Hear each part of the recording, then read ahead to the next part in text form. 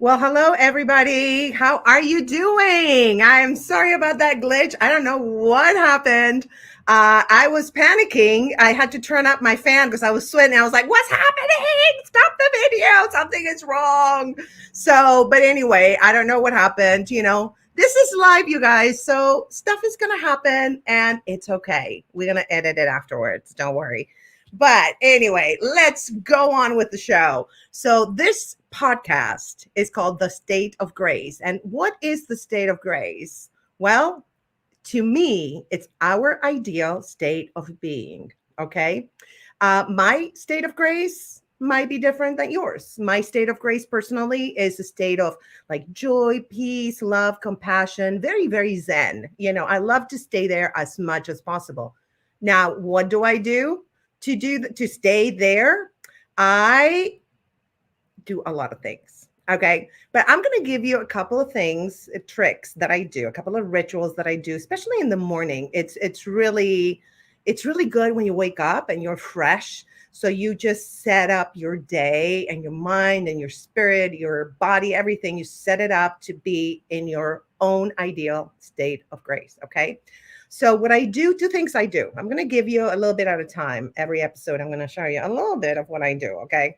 So what I do a lot of times is I sit in silence, unlike now that I'm blah, blah, blah. Okay. Just sit in silence, kind of like you can have your palms up because that actually helps you breathe better. And so you just sit in silence. And what I do is I listen to the sounds around me and stay in the now. That helps me when I listen to all the sounds around me, I stay present in the now instead of thinking about the past or the future, right?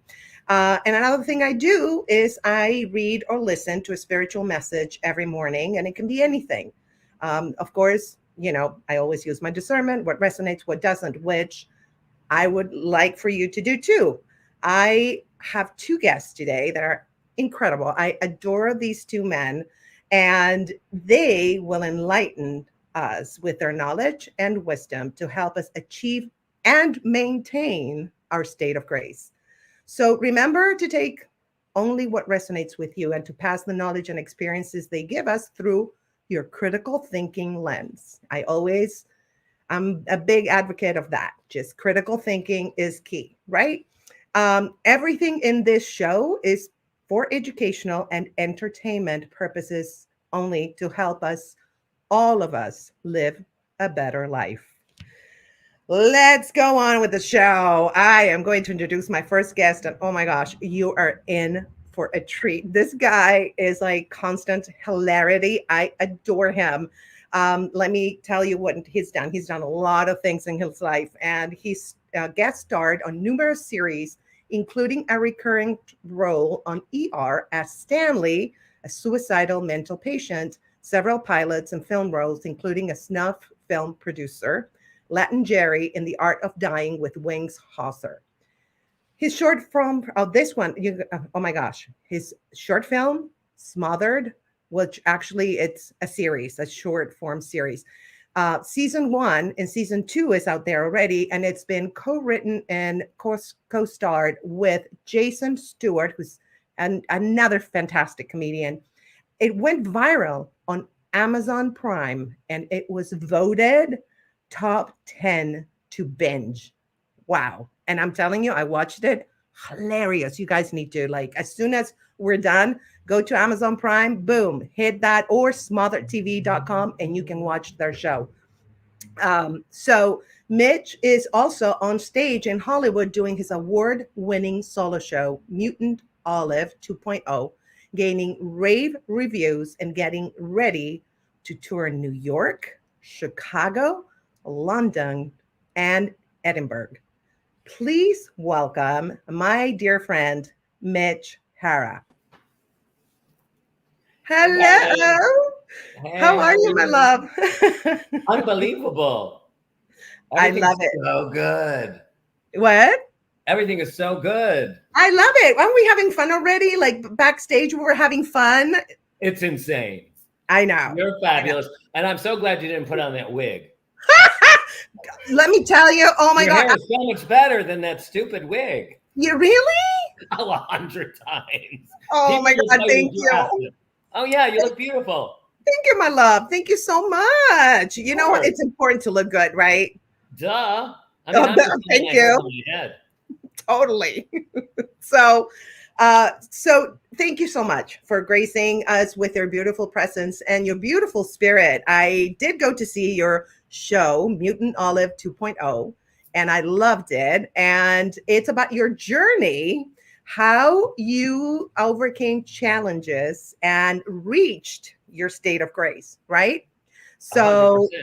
yes, and that's why you're here, because that's what we're all about. And so I called the segment How I Got Over My Substance and Mental Abuse. So Oh. that's a lot. That's a lot. That's charged. But with your humor, you're gonna make it funny. You're gonna make abuse If funny. you don't have a sense of humor, you might as well slit your wrist because it's like, leave me alone. I crashed 17 cars. My parents were alcoholic speed freaks. You know, it was very colorful when I grew up. Nothing was safe. You know, I was told I was horrible and a pig and I would never amount to anything. And I didn't know what the hell I was doing. Oh, yeah, that was just my father. It was very warm. And Yes. Oh my gosh. And actually, the body shaming that oh, you horrible. I was fat. I was like a pudgy little, you know, husky suited thing. You know, and my father was so embracing of that. You know, everything that we are reflects on them. You know, in the old time, you know, it's like you're right. fat, so it's hideous on me. I have a fat son, blah, blah, blah, this, that, and the other thing. And, you know, my mother, who was, you know, banging everybody in the neighborhood, was also on speed and alcohol. So she didn't protect me. So I thought she was co signing his nonsense. Oh, yes, because whenever there's an abusive parent, because I've been through the same, but the opposite, there's an abusive parent, the other one kind of like checks out in different ways. Whether it's my dad was like working, he used to work all the time, Right. work. So they don't have to I'm address doing it. air quotes. Yeah, Of course. yeah. Both my parents worked a lot. Yes, he would come home like at midnight. I was like, dude, what have you been working on? 100%. You know it. My You mother know worked it. on a lot of things. No, we know. We're not gonna go there because may they rest in peace. Yeah, Um, they are dead. yeah, yeah, I know. We're both Both of your orphans. own. Yeah, we're orphans. Yes, yes. Did you actually, I'm gonna ask you a question because I felt Sure. like when my mom passed away, because she was the one that had mental issues, um, Mm. I felt like I could go back to my peace. Like, did that happen to you where when your parents passed away, you kind of felt like you were freer to kind of overcome the issues that they left you with? Interesting. I like it was so important for me because you know, as we do a lot of work on ourselves and as we like, you know, I'm 26 years sober. So it's like, Wow. yeah, Woo! I know I stopped drinking because the state of California suggested I stop. Yes, right. I mean, it was seriously after flipping 17 cars, the universe said, Yeah. if you want to keep living, stop this. And, Yes. you know, I was in jail for the last time, surrounded by, you know, 3 hairless male hookers in full makeup. And they're talking about how screwed up I am. And they're going, oh, he's a mess. Don't you see? He should hang down. And I was like, oh my God, these crazy people are talking about me. And I heard a Wow. voice that said, you can't hate yourself this much and keep living. And it wasn't mine. And that Wow. was after my 6th DUI. And I was like, okay, I got it. And I went, you know, AA, blah, blah, blah, blah, blah. But so I've been working on myself for so long in Strasbourg and all that, you know, use your own business. And it was really important for me to have closure with these people. Yes. You know, I had to forgive them and I had to go, you know, it's up to me. I'm Yes. either going to be run by their nonsense and I'm going to give them all the power and I'm going to live under all the shadows and the craziness and bat everybody over the head with my issues, or I was going to leave them alone. You know, and I had a mentor that said, when you're sweeping the alley, all the windows are going to slam open and they're going to start going, you think that's sweeping? You moron, put the thing down. You're an idiot. Stop it. You'll never do that. And you just wave to them and go, thank you for sharing, but I have to keep sweeping. And you just keep doing your thing. Yes. And that's kind of where the voices are. And it's, you know, it could be a symphony. telling you how horrible you are. That's so I mean, funny. I could tell you what the station is, but they beep it out. I know And this. but I had to forgive them, and I actually had Yeah, long conversations with them, you know. And please, I've used it all as material. of course. And my one-man show is an hour and a half of purging. And it's Yes. hysterical and astounding and shocking, and nobody believes it's true. I mean, you know, my next show is called Mommy's a Whore and Daddy's a Hitman. Oh my And God. it's all true. I love that. Okay, we got to talk more about that before we move on to like the challenge and how you overcame it.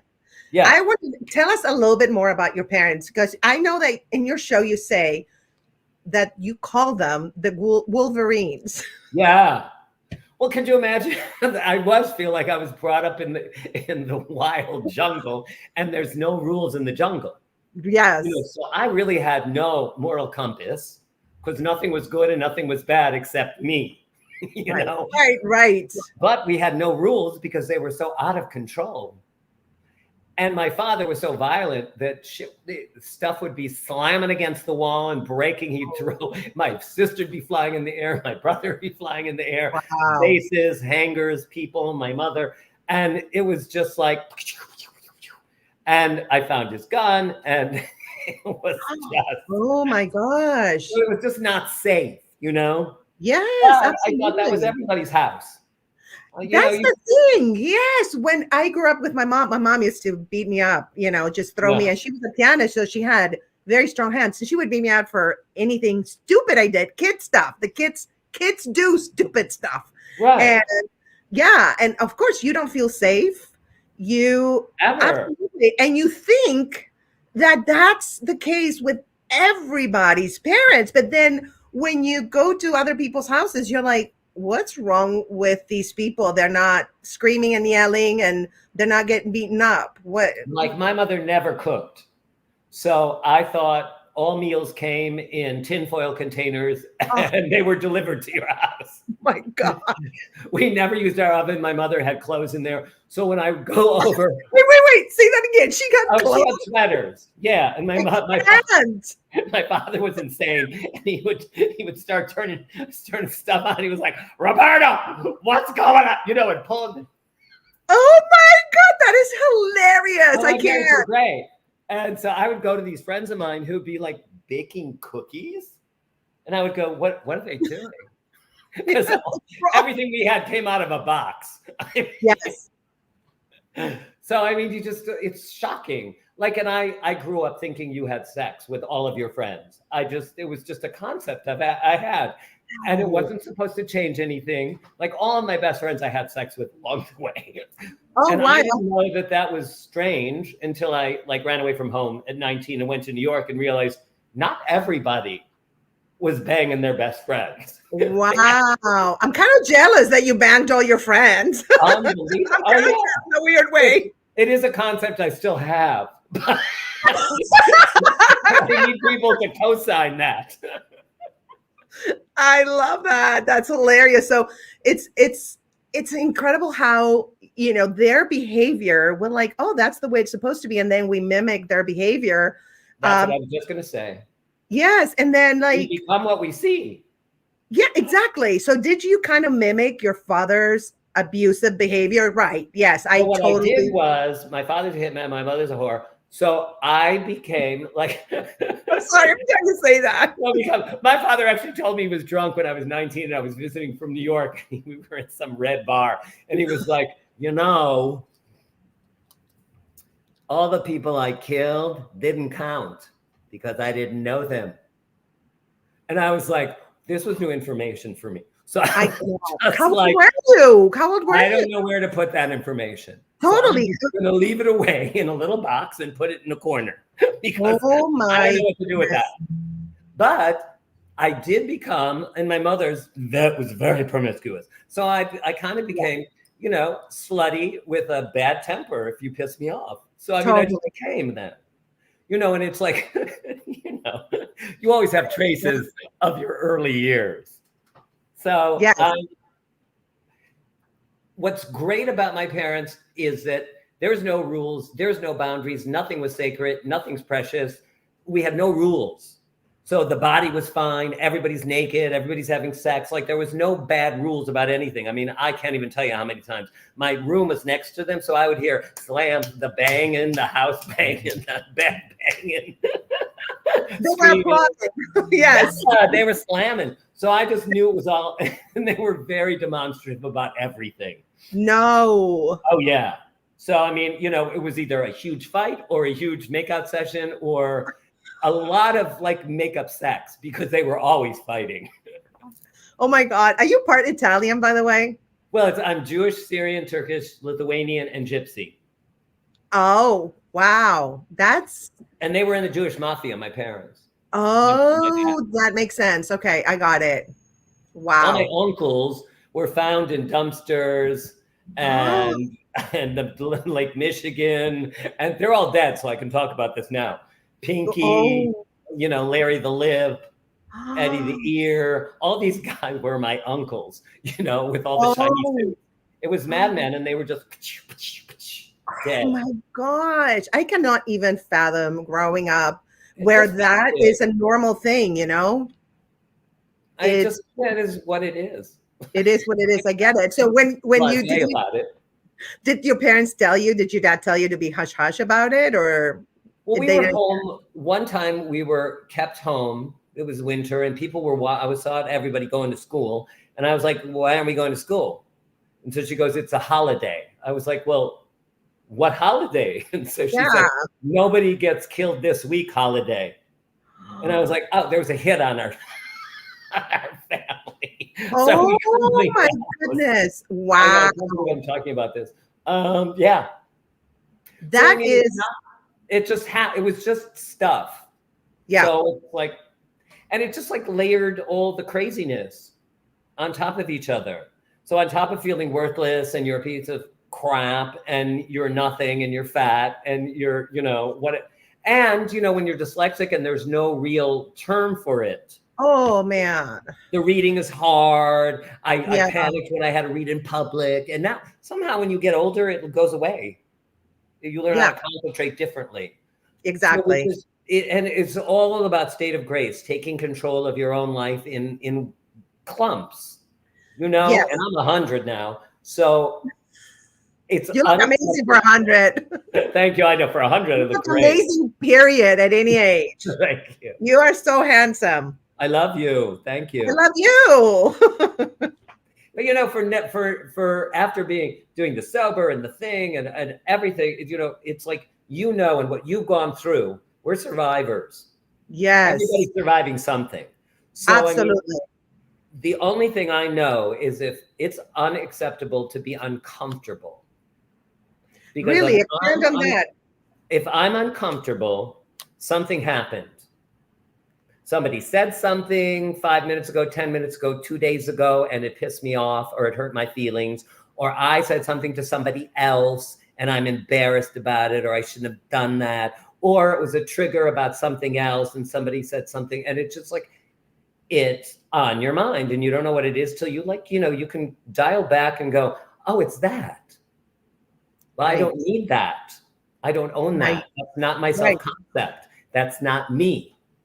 You know, so if it's not me, I give it back.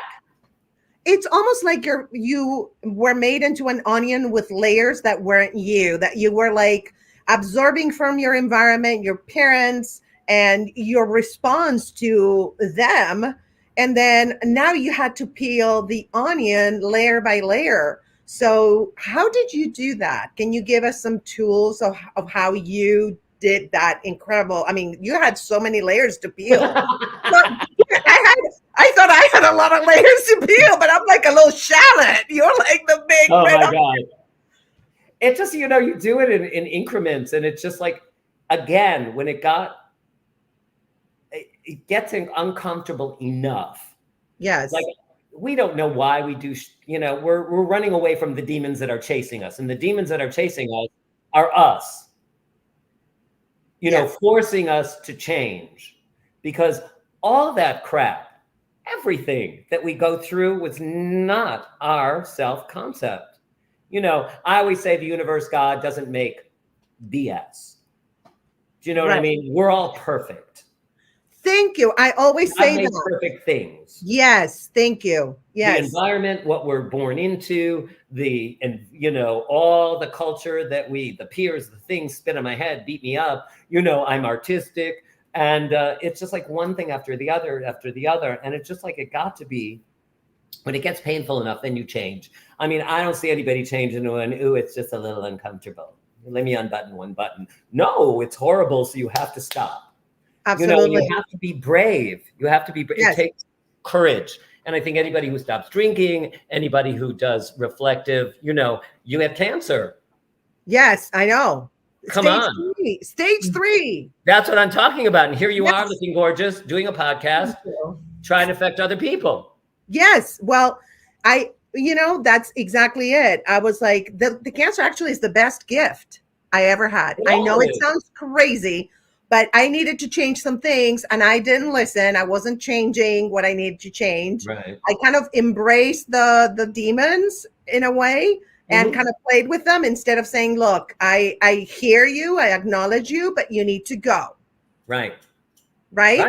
So cancer made me face all those demons. And I said, if I make it through this, because the treatment is brutal, only 75% of people survive chemotherapy, right? And I went chemo, radiation, surgery, the whole thing. And I said, if I survive, I'm going to reevaluate my purpose in life. Did you ever have that moment where you're like, you know what? If I survive this, I am going to have a different purpose or just I'm going to question my purpose on this earth? Of course. Grace, we have so many similar things. It's ridiculous. Yes. When my very first DUI, that thing I recreated on stage with the 5 chairs crashing into each other? Yes. Okay. Well, I was loaded out of my mind in a blackout, coming out of a bar with 2 other friends. We hop into my car because I'm the designated drunk driver. I hit a Toyota. I hit a van. I hit a Volvo, and I kept going. And then I hit, what did I say? A van, a Volvo, a Toyota. And I kept going, and they're all chasing me. And I screech out into Melrose. A car hits me on my side, rips my door off. My car does a 360. And of course, I didn't have a seat belt on. And I go, flying out of the car. The girl next to me's purse flew with me. And just before I hit the curb, it cradled my head or I would have died and broken my back. So in the meantime, I broke every bone in my body. They said I would never walk again. They said I would be in a wheelchair forever. And they said I would never walk. Then they said I would never walk without a limp and I would have crutches. And I was like, well, nothing. Of course, I just said, F you, F you, F you, F you, F you, F you, F you. That is not my beautiful life. That is not my story. Yes. And because it's like I was driving away from the rehab, the hospital, where most people weren't getting off the gurney. And, my father was just saying horrible things to me. And I was like, are you trying to hurt me on purpose? Is this your mission in life? So he said, what are you talking about? I said, what do you mean? What are you talking about? I said, you're horrible to me. Yes. And so he said, will you ever forgive me? And I said, I'm always forgiving you. It's not one time, dude. It's not one time. Yeah. And then this Christmas song, it's like so dichotomous. The drummer boy song came on and he started crying. So it's like I took, at that moment, nothing was important but feeling whole. Right. So me feeling whole was way more important than all the garbage I inherited, all their voices that I inherited, all the lack, everything that looked dark and whatever. I mean, I almost died 8 times. I almost drowned. I almost, and I was in 17 car accidents, flipped. Oh my gosh. We're going to talk about the NDE part of this. I'm very interested in that too. Which? Your near-death experiences. Oh, yeah. Raised yes. as you were, no rules at all. How did you eventually find your moral compass? Thank you. I was just going to read it. Thank you so much. Blue. Do you know what I found? What was great about that is through trial and error, I did stuff that was not nice to people. Like I Right. didn't keep them in because no one took care of my feelings. Of So course. I was like, if I got into any kind of relationship, I would make sure I'd kill it because it was like I couldn't be hurt anymore. I was too sensitive. So I Exactly. would run Yes. away. So slowly but surely I realized, okay, what I'm doing to these people is not nice. No And I bueno. want people to be nice to me. Yes. So it was a building block, Blue. I just like went, okay, if I want to be, have self-esteem, I have to do actions that build self-esteem in myself. Yes. So I would slowly but surely say, I can't do that, or I won't do that, or say Right. nice things when I don't want to. It was just it's a cleansing, and it's a Yes. healing, because I like, and that inner child thing, I'm big about the inner child. I have healed my whole inner child. My inner child is so joyous. I give it free range to run Yes. all over the damn yard. We know, baby. We Oh, yeah. know. You're like such a ball of energy. I mean, and I love him, and he knows it. So Yes. it's like, everything is such a journey. Everything is a journey, but it's gifts you give to yourself all the time. Eating well, exercising. Yes. I meditate, and God bless you. People who sit down and meditate, in a calm way. I meditate all different ways. I'll meditate on my bike when I'm riding down Hollywood Boulevard. Yes. If I'm sitting in a chair, and I'll scream at the universe, I'm here, you know what I want, just give it to me. You know what I mean? There's no way. I love it. I don't care what it is. And they answer. They give you an answer. Let me tell you, the more after my cancer experience, the more I let go and I just think about something, my intention is, and my mind and my heart are together. They're like, okay, this is the intention. I just put it out there. An hour later, 10 minutes later, 100%. is just something related to what I just put out. It doesn't, I think that the manifestation, it's immediate now. It's like if you're in touch with your higher self and you've cleansed your demons as much as you could, we're still cleansing our demons, obviously, but it's never ending. No, it's never ending. No. I think that, you have reached that state where it's just, you just let it flow and it flows to you. 100%. And it's the manifestation. It's immediate manifestation. I mean, I knocked my knee, or I didn't knock it. All of a sudden it was hurting me. And I said to myself, I created this. Now it needs to go away. Yes. It may take longer because it's already turned into a physicalization of the emotion, but I can cleanse myself, blah, blah, blah. You're so attuned. Absolutely. I always say I had breast cancer, right? Yeah. And so I was like, I had grieved a lot. We're not going to get into it, but the grief, I dealt with it as best as I could and I knew how to, but I feel that all that trauma from childhood and the grieving and everything, I had tons of tumors, not one. Okay. And the breast is about giving nutrition, and it's also next to the heart. It's like almost like the nurturing you didn't get. That's right. Thank you. See, you get it. So our emotions and what we think of ourselves, our thoughts and emotions will eventually make themselves physical if we don't deal with them. 100%. And they will turn up wherever the problem is. You can't speak up for yourself. Boom, you're going to have a throat thing. You can't, some of my mentors say, that, each part of your body is a reflection of an emotion. 100%. Yep. And what's great is the longer you do this work and the longer you're intuitive about yourself and the longer that it's important for you to be, like I say, my emotional sobriety is even more important than taking a drink, because I don't think I'm going to take a drink, but I could be a lunatic and be sober. Yes. It's not a gift. Yes. The gift is the serene, the calm. That's what I want to share. I mean, when one of my sponsors said, you might be the only big book anybody gets a chance to read. So you're the example. I love that. So I want to bring my love and light into the room. I don't want to bring my BS and my baggage. Yes. Why do I want to share that?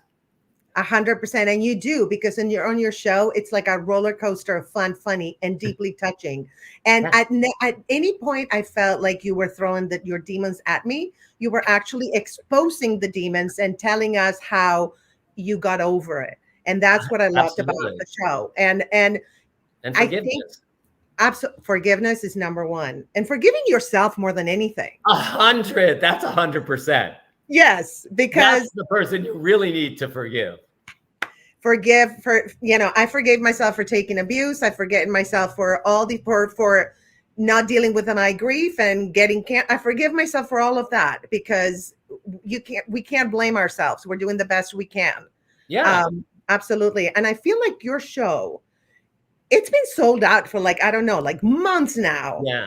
And it's because you have a message, you're shining your light. You're one of those that I think when we've gone through challenges, we decided to not only overcome them, but shine our light. And if anybody is going through something, and if it resonates, whatever we say, or, whatever you say on your show, if it resonates with someone, then you're bringing light to that person or persons. And well, that's go ahead. No, go ahead. Go ahead. No, it's twofold, because I love the communion with the live audience, because I don't have a fourth wall. So I love that affection, and it's an emotional roller coaster that they get on my train and they can't get off till we smash into the proverbial wall. I mean, nobody survives unless we all end. And and it's what thrills me is I think I give people permission to be more of themselves, because I have no boundaries. I will share anything. I will share anything. I will say anything. I will be anything. I'll show you everything. And we love you for it. I don't have a choice. Yes, that's who you are. Yeah. And I love that they come on this journey with me, and they're, everybody's really affected by it. They're laughing, and then all of a sudden they're crying, and whatever. But it's like, it is ascending any kind of situation we have. Yes. Yes, our stuff, you and I, our stuff is very extreme. Yes, it is. So not everybody has the extreme, but everybody's got the feeling and everybody's got the emotion. Thank you for saying that. Yes, that is so true. And it doesn't matter on what level of the ladder you're on. Mm-hmm. Yes. You understand the emotion, and you understand everybody feels the same thing. It's just on what level. And on any level, you could say enough. Yes. Stop the elevator, come back down to the second floor. And, and it's that, you go to the 1, you go to the 10, you go to the, 2, yes. And then you go somewhere, you'll be in the middle, and you'll go, great. I mean, I won't get out of bed in the morning until I make it a happy thing.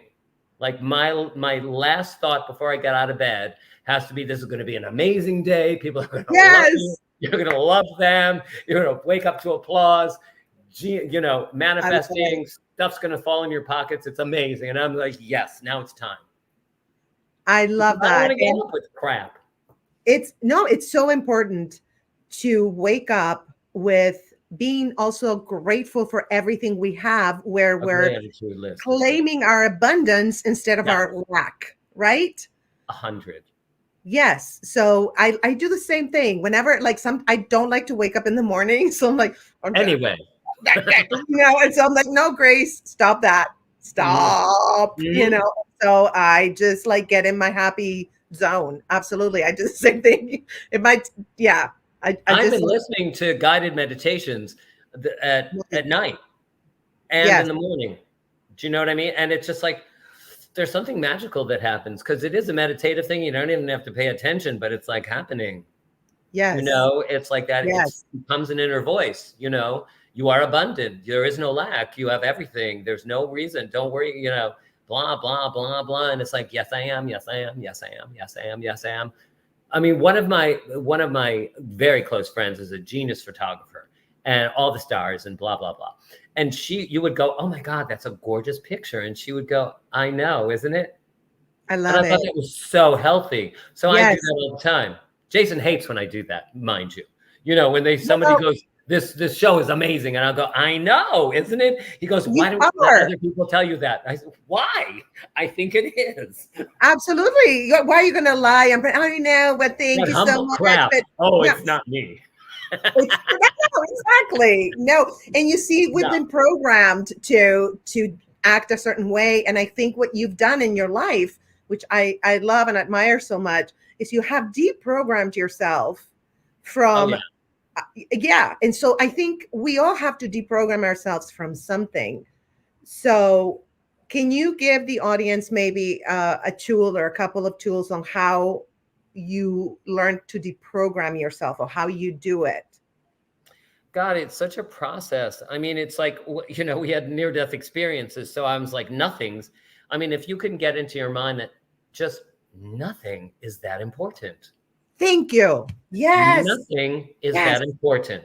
And it's like, I hate to quote a Cher thing, Cher's mother, whatever. If it doesn't matter in 5 years, it doesn't matter. If you're not going to think about it, then leave it alone. Totally. And it's like, you have to, one of the things that's genius is that 99.999% of what anybody says about you is not about you. It's about them. Thank you. Thank you. They don't care about you. They're not thinking about you. They're thinking about themselves. 100%. And nothing's personal.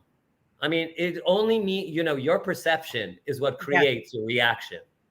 So if you can just perceive and see everybody as loving and fabulous and they want to support you, that is really how they're going to respond to you. And if they don't, you don't need them.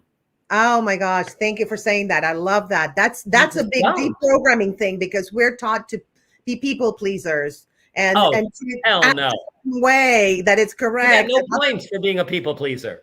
That there's no point. It's a waste of time. Giving away pieces of yourself. Yes. To be liked by people you don't care about. Exactly. Even if you care about them, why would you care? If they don't like you, they're not meant to be in your life.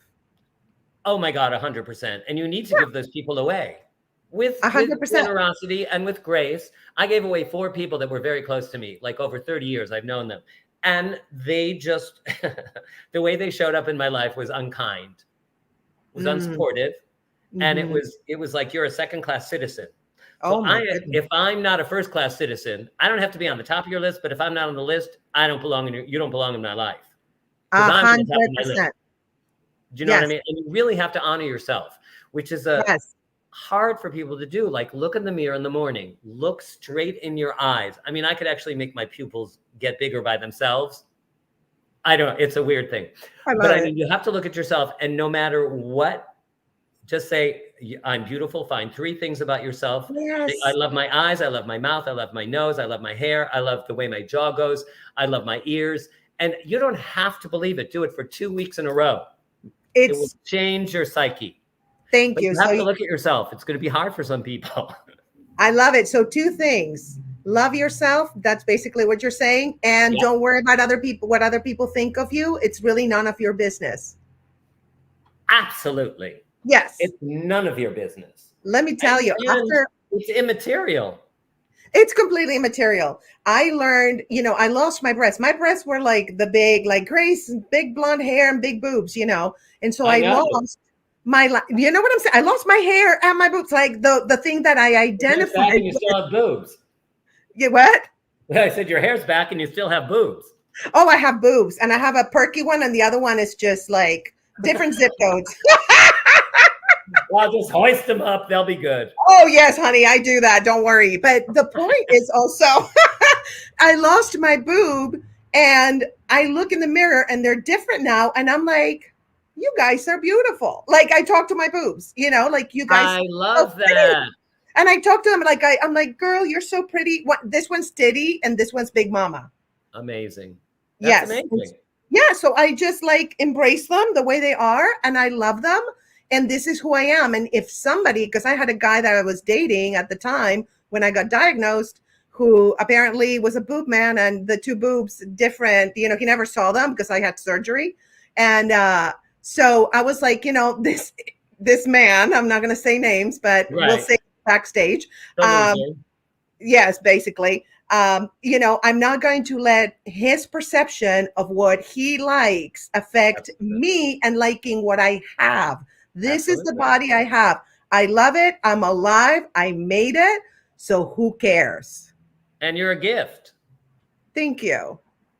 Thank you. Absolutely. I mean, I look in the mirror and I have friends that are so really weirded out and horrified by the aging process. Oh, And I'm like, I love this. It's working yes. for me. I love it.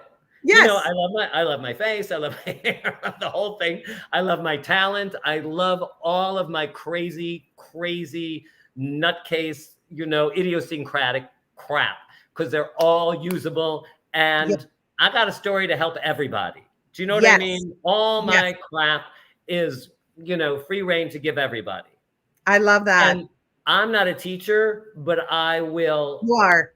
by example, I Yes. would rather spread information and Hmm. whatever by illustrating through my art is what it is. Some people are good Yes. teaching things, and I just and I don't have any catchphrases about, it's not my thing.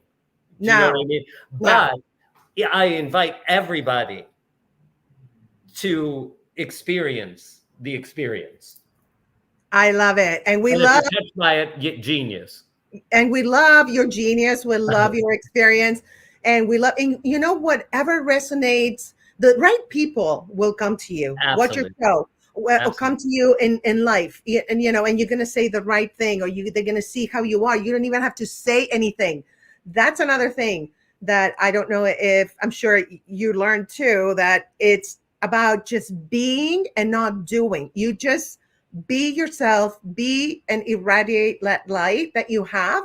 You don't And chase. yes, so that's what your light and your energy is, what touches us, and what appropriately not appropriately.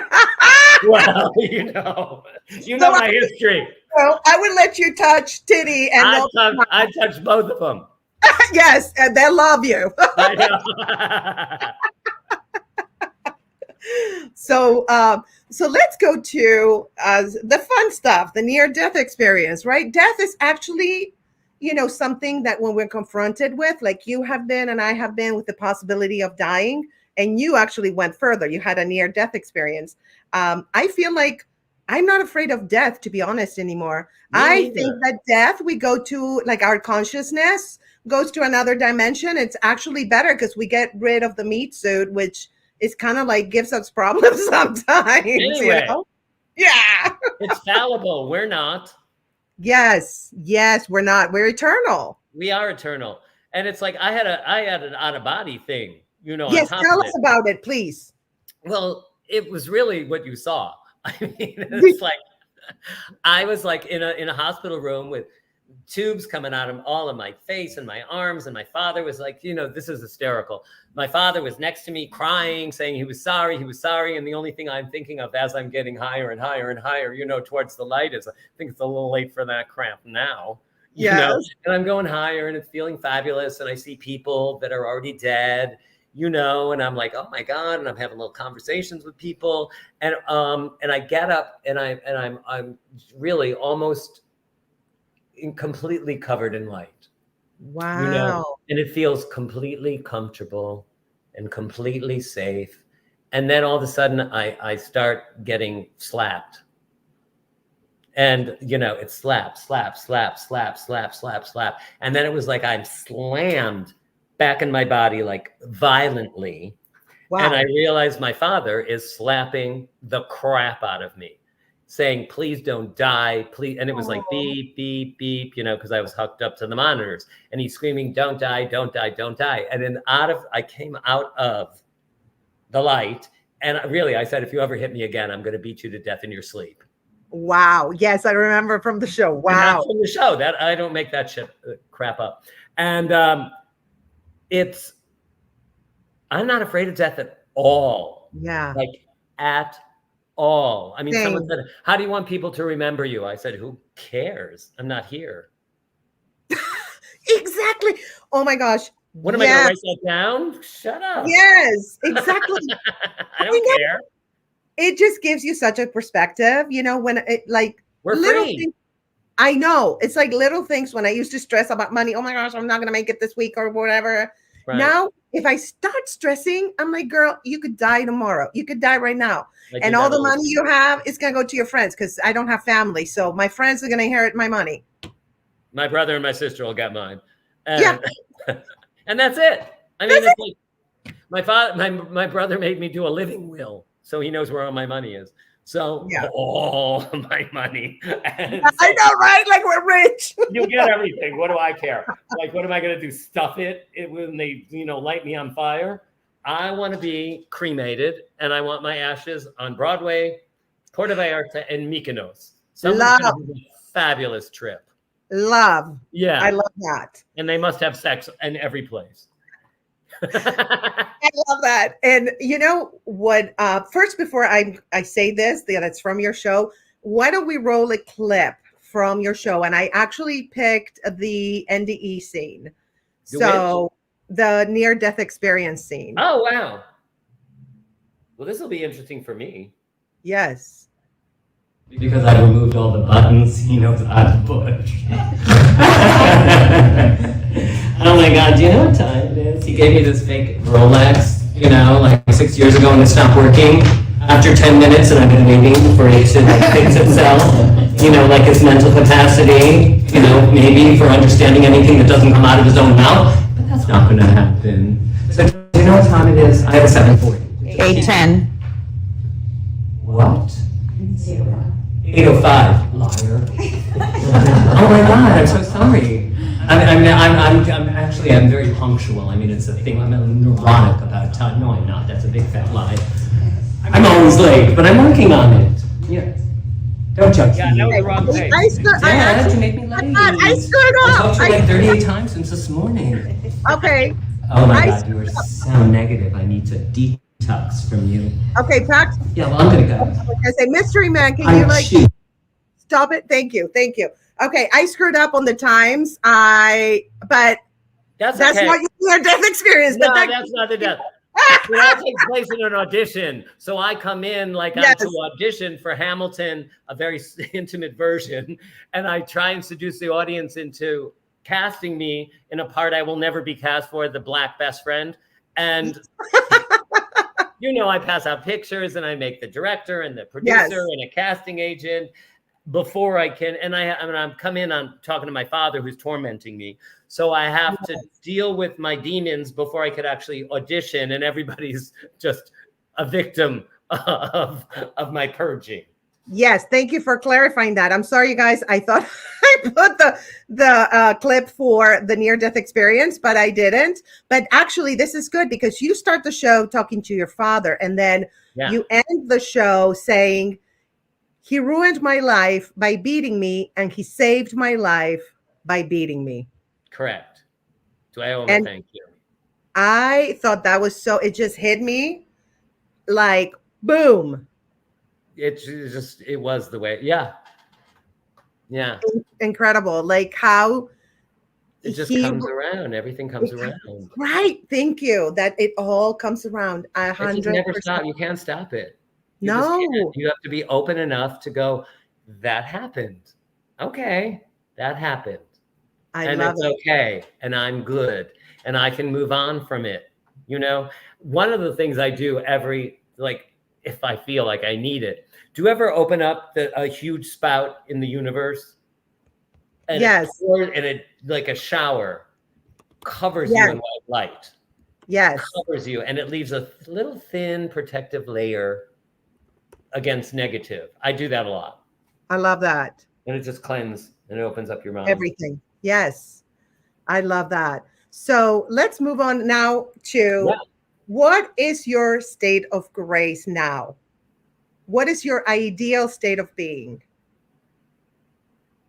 It's so creative. It's really so creative. It's everything I do is creative. I'm 100% creative, and I live in my right brain. So if I'm forced to go in my left brain with the methodical, blah, blah, blah, all that nobody's happy because I'm not happy. I love that.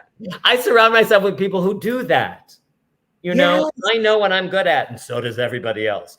But my normal state of grace really is, and I channel everything. I channel I write a lot, and people are, God bless everybody saying it's prolific and touching. And, it's a mission of me that I touch people with my heart and my humor. It's like that, get them laughing so their mouth is open, and then feed them the real shit stuff. And, and it's just, it's what I live for, really. And my state of grace is like, I will not let negative coming from anywhere affect my Zen. I love it. And if it's a bump in the road, I'll address it. And usually I only have to address it with myself, because it's my perception of who cares what they said. Exactly. I don't care. It's how I perceive. So I police myself, and that's a trick. Well, quantum physics say we create our own reality, and it is true. Yeah. So you're creating your own state of grace, and it's a positive world where, like, what other people think of you is none of your business. Right? And I have to tell you, positives, like, things are like bombarding me. Like, I'm going to Edinburgh for a month. People came to my show. They were just drawn to my show. Producers said, you'll kill in Edinburgh. And I said, I'm sure I will. And so they said, why don't you come? And I was going to London on my way to Mykonos. So they said, why don't you just drop in and pick a venue? And I was like, I can do that. So I took a 4-hour ride, saw 8 shows, picked a venue that I wanted. Yes. And I thought it was perfect. And they said, that one's not available, but they got me another one. And the other one is the premier event where all of the established comics go to perform. And I have the prime spot, 30 shows in a row. Wow. In Edinburgh. And I just got some sponsors who are giving me money. Oh my gosh, I'm so happy. They believe it. And it's just all just coming to you, because this is what, because this is your intention, your mind and your heart are all together. Put it out there, and it's coming to you. You don't need to do any kind of rituals, manifestation rituals, nothing. You just. And it's not an effort. It's no. When it's an effort, I feel like this is not meant to be. Then you're clutching on to the sides of the river. Go. Yes, totally. Totally. Float down the river, honey. I love it. So this is great. Blue Horseshoe. Mitch, where can I find what you have written? Do you have books available, or a blog, or other writings? That's so great. Go to smotheredtv.com, and you could watch second season or first season or both seasons of Smothered. You'll see my humor and my heart. You'll see a lot of my heart in season 2, because I grow. Yes, which we have the trailer. We're going to roll the trailer. My mystery man is going to roll the trailer. And I'll put out, you can come to my show, because I will do it again. Yes. Oh, absolutely. We're going to talk about that for sure. All right. Whenever you're ready, mystery man. That's my first time being arrested. My eyes were closed. My mouth was open. Will you just email me those pics so I can put a little filter on before I send them to my peeps? Everyone hates you. I think they're overreacting. I want to just hang myself with these on-stage shoots. Can you help with that? Is it my fault? I cast a huge shadow. It's not that big. Our parole officer had tears in his eyes. And you are? The plumber? I didn't know we had a plumbing problem. Well, I don't anymore. Shut up. Shut up. Look at my balls. What if you say, Die. I'm already dead? I know. Kat, I'm not comfortable being called a white whore. Really? It makes me feel seen.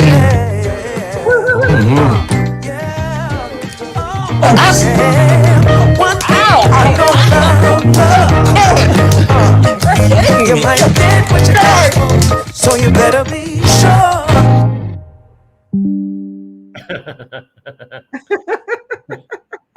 I mean, if anybody could understand it, but yeah, it's. I know. I don't know what happened with the sound, but yeah, it was a little bit weird. I don't know why, but we'll figure it out. Yeah.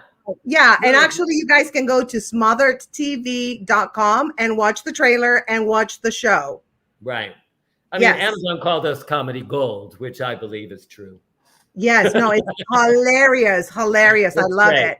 And here we have Mutant Olive. You can get tickets at onstage411.com/mutant. Well, not right now. Just go to my, you could like do Instagram, Mitch.Hara. Okay, Mitch.Hara. Okay, you guys. On TikTok, I'm doing all kinds of Mitch and a Mini. I do all these spiritual in my version of what spirituality is while I'm driving. I love it. I love it. That's and great. They're all viral. It's crazy. Like, who knew? Yes, you always pop up on my TikToks, and I love them. All my ranting. People are loving. It's hysterical. Yes, absolutely. It's like things that spur, and people inspire me to bitch. Do you know what I mean? I know. And it's a way to purge. I love it. It's a healthy way to purge. Absolutely, 100%. And you're helping people, and we love you for that. Thank you for shining your light. And there's a lot of light, honey. Oh, I know.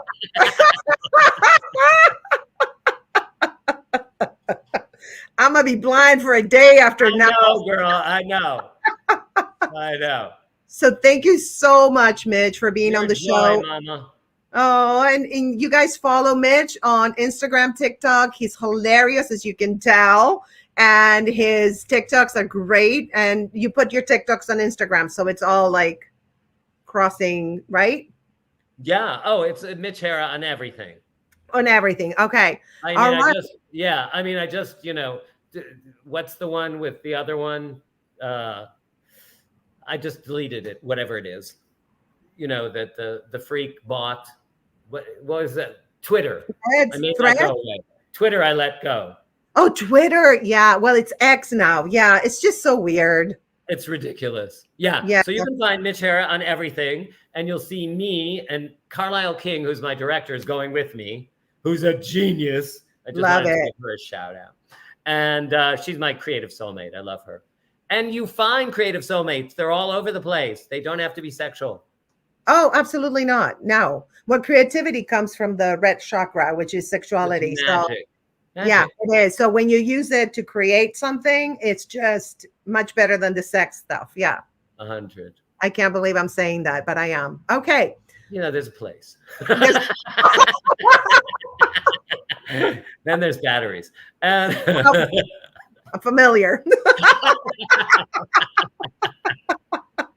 I love you so much. I love you so much too. You're amazing. And thank you again for being here and shining your light. I'm sorry about the sound. I don't know what happened. We'll fix it next time. It's live, when it's live, it's live and it happens. So, but check smotheredtv.com and definitely follow Mitch, and you will not be disappointed. Yeah, baby.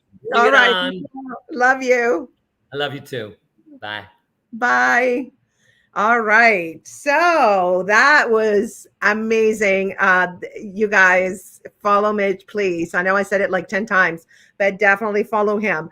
So before I bring up my next guest, I just wanted to show you a clip that I think is hilarious. It's it's a bird, and he's Pebbles. His name is Pebbles. And I just saw this video and it totally resonated with me, because this is how I feel about cancer. And I hope the sound is good this time. If it's not, we'll cut it short. All right, let's roll.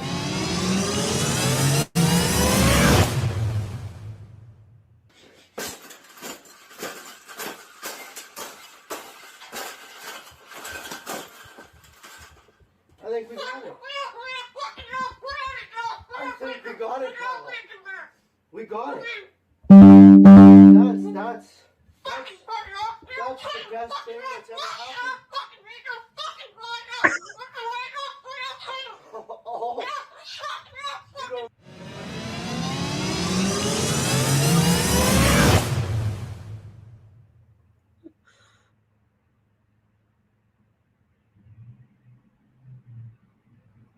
Oh my God, I love that bird so much.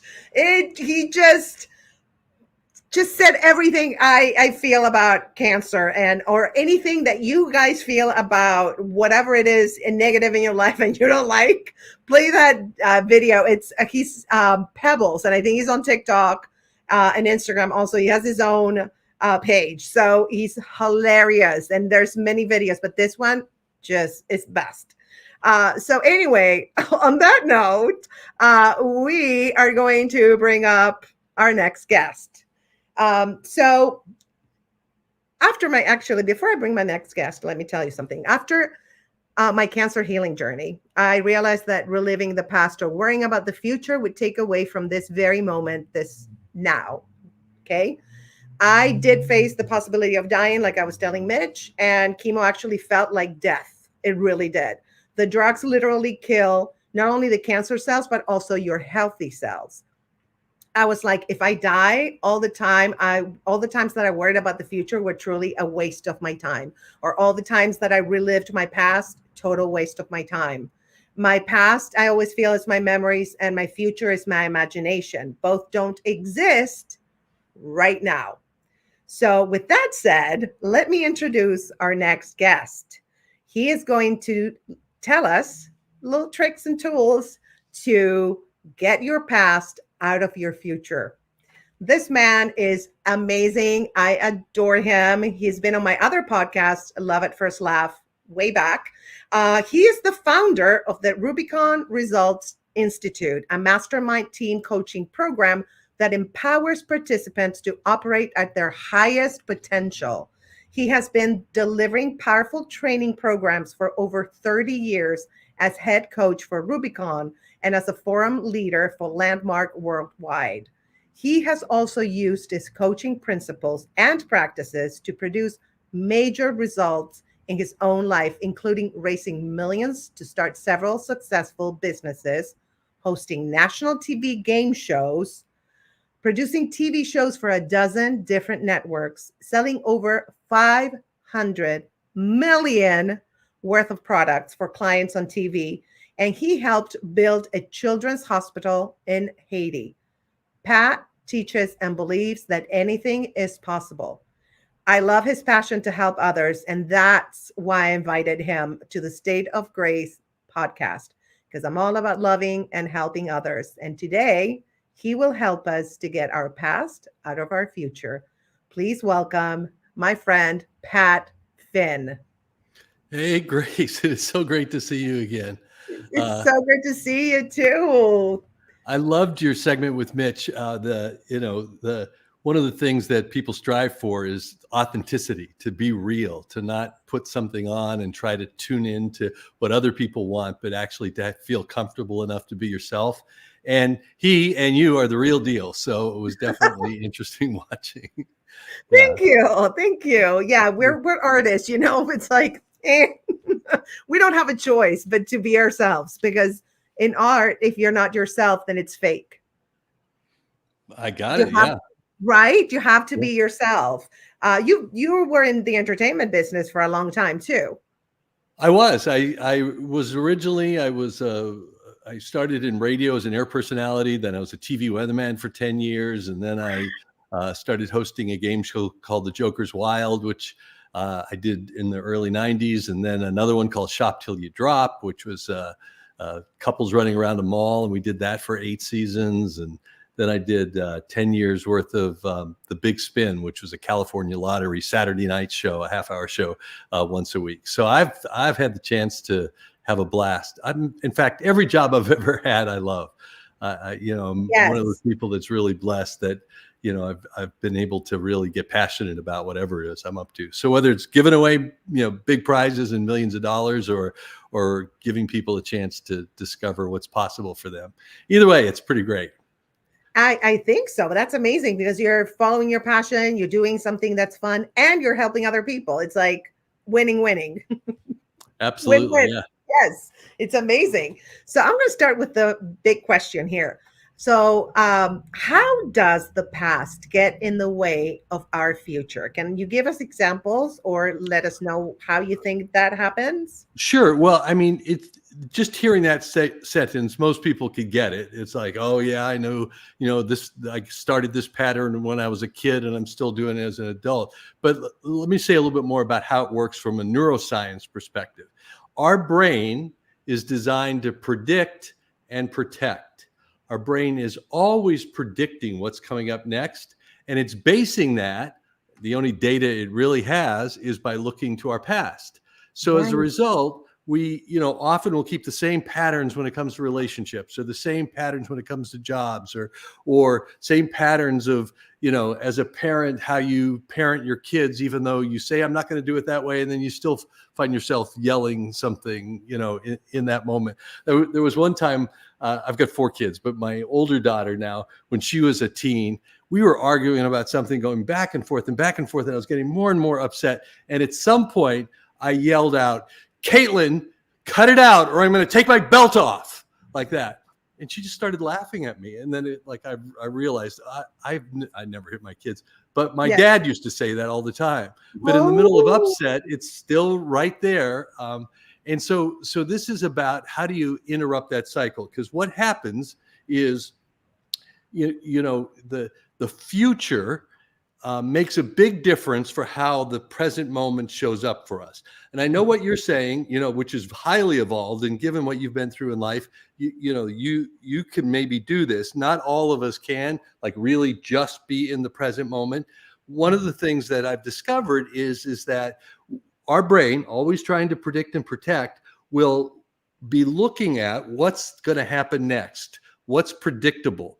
Not even consciously thinking about it, but whatever you're expecting will make a difference of how we're being or what we're feeling in the present moment. So if I know I have to make a tough call at 2:00 in the afternoon to, that I'm, or at least anticipating is going to be really difficult, or I don't want to do it, or maybe talk to, your accountant or whatever, you could be there at 10:00 in the morning and you feel kind of yucky, and you can't think clearly. You're like resisting and feeling tired and all. Well, it's not happening right then. It's not happening till 2:00 in the afternoon. Yet in that present moment, if you check in with yourself, your present moment is given by the future that's out ahead of us. And it's not just specific stuff like that. It's, and by the way, it could be the opposite too. You may be having a bad day. There's a lot of junk going on. And then you get a phone call that says, hey, tomorrow, somebody you really love is going to surprise visit you or invite you to something. And all of a sudden, your bad day gets a little better. You feel good about life. It's like, it gives you something to look forward to.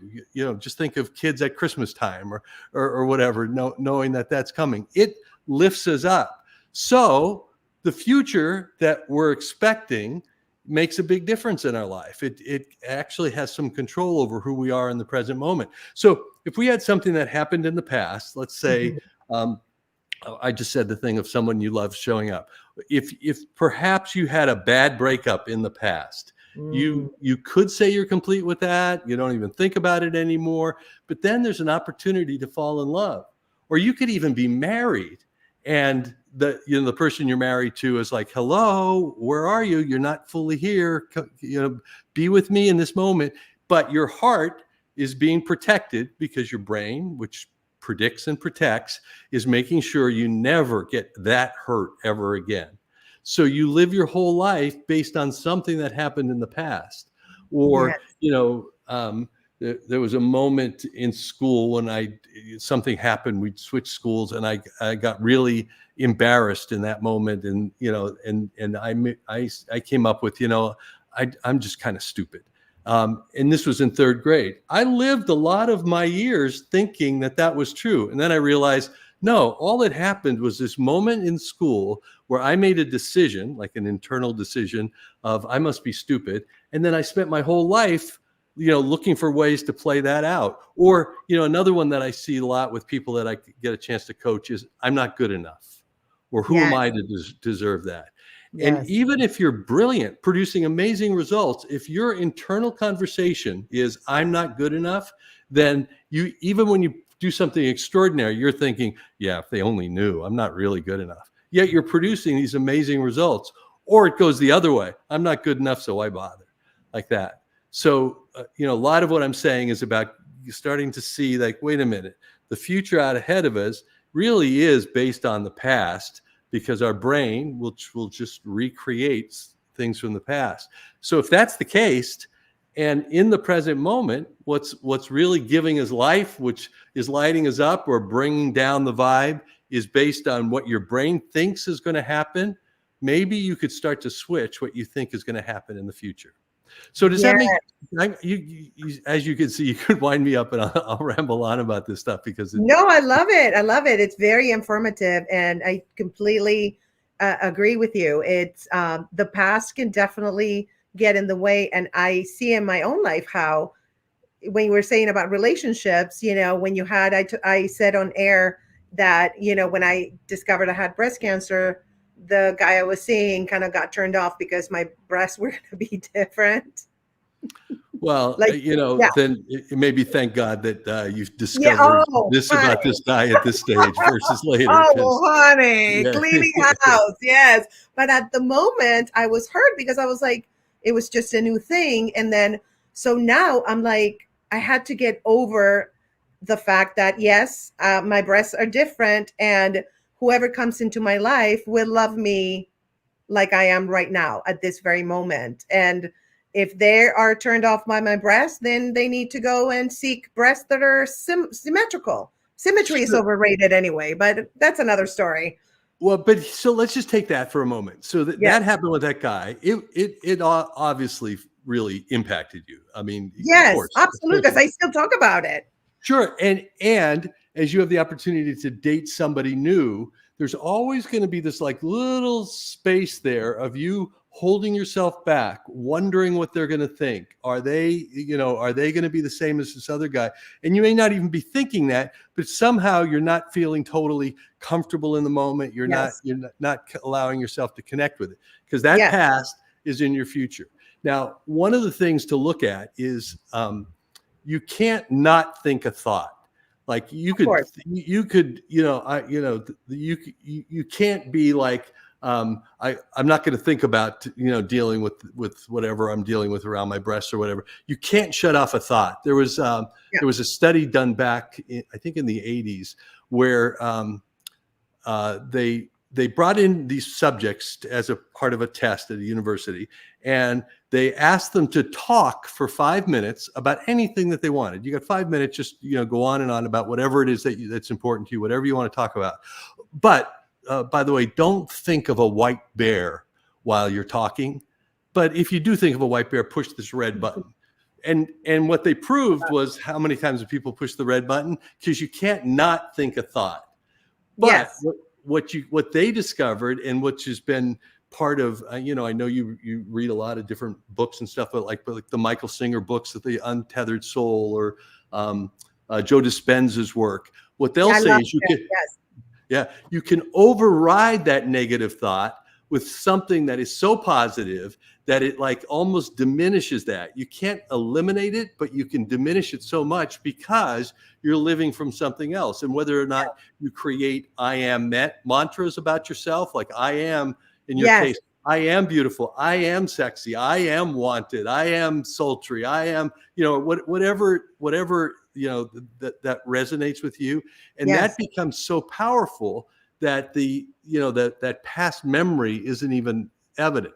So now you've got I am sexy, I am sultry, I am beautiful, I am wanted, in your future. You've created that so powerfully.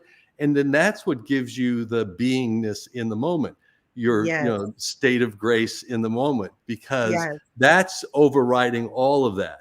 I was listening to an interview with Oprah and Michael Singer, and what she said is hers is things always work out for me.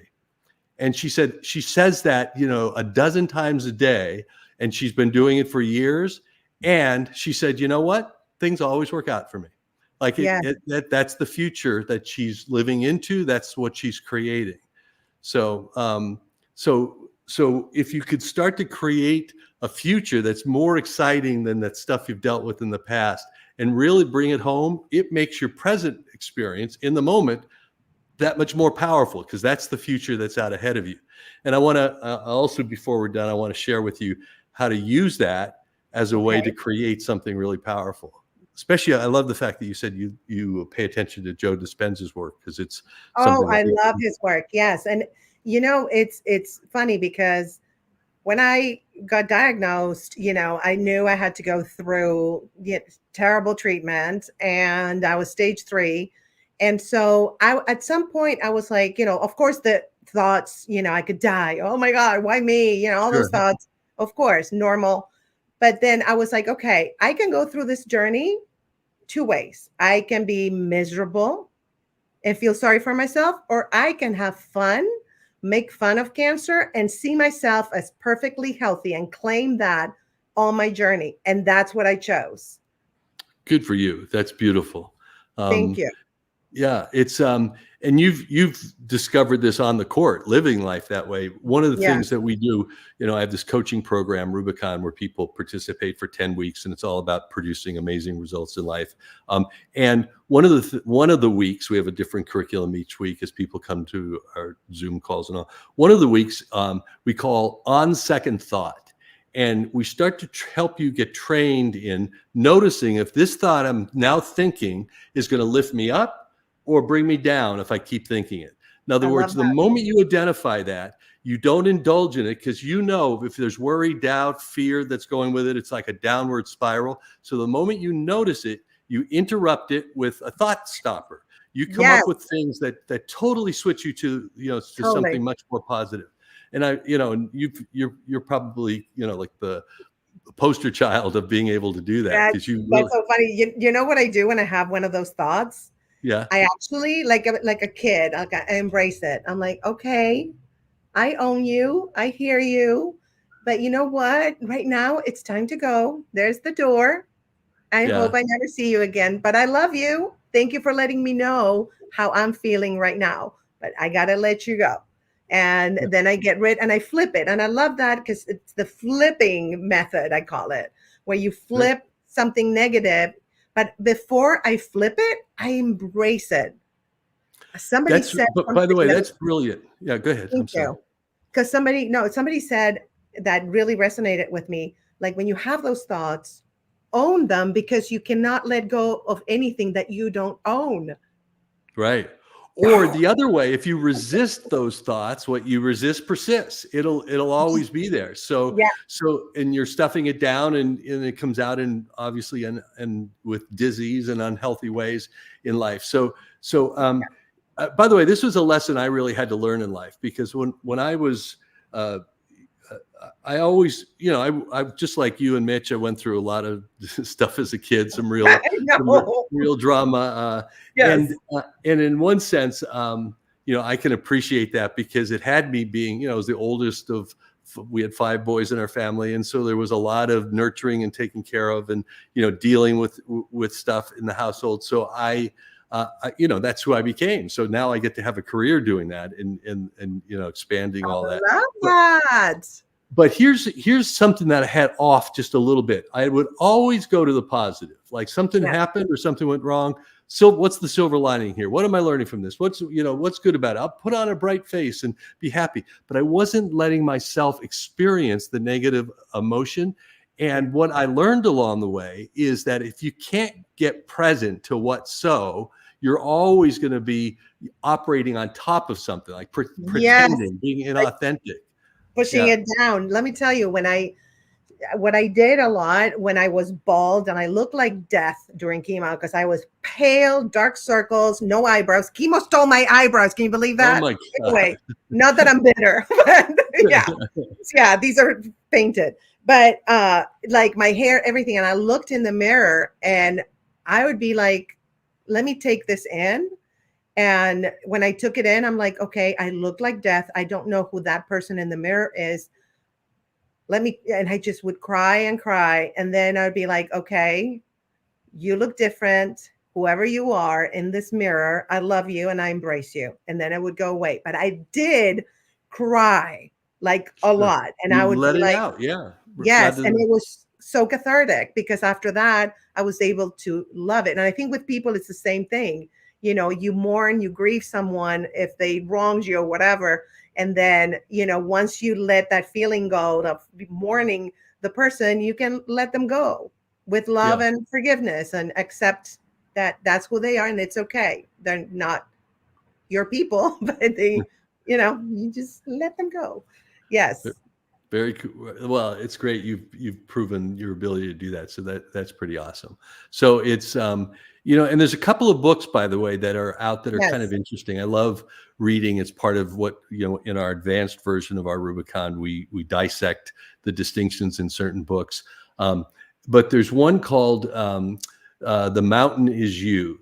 And I thought she was really brilliant. It's more of a faith-based book, but it's what she talks about is that if we find ourselves sabotaging ourselves in life, then Yes. what's really there is unresolved trauma.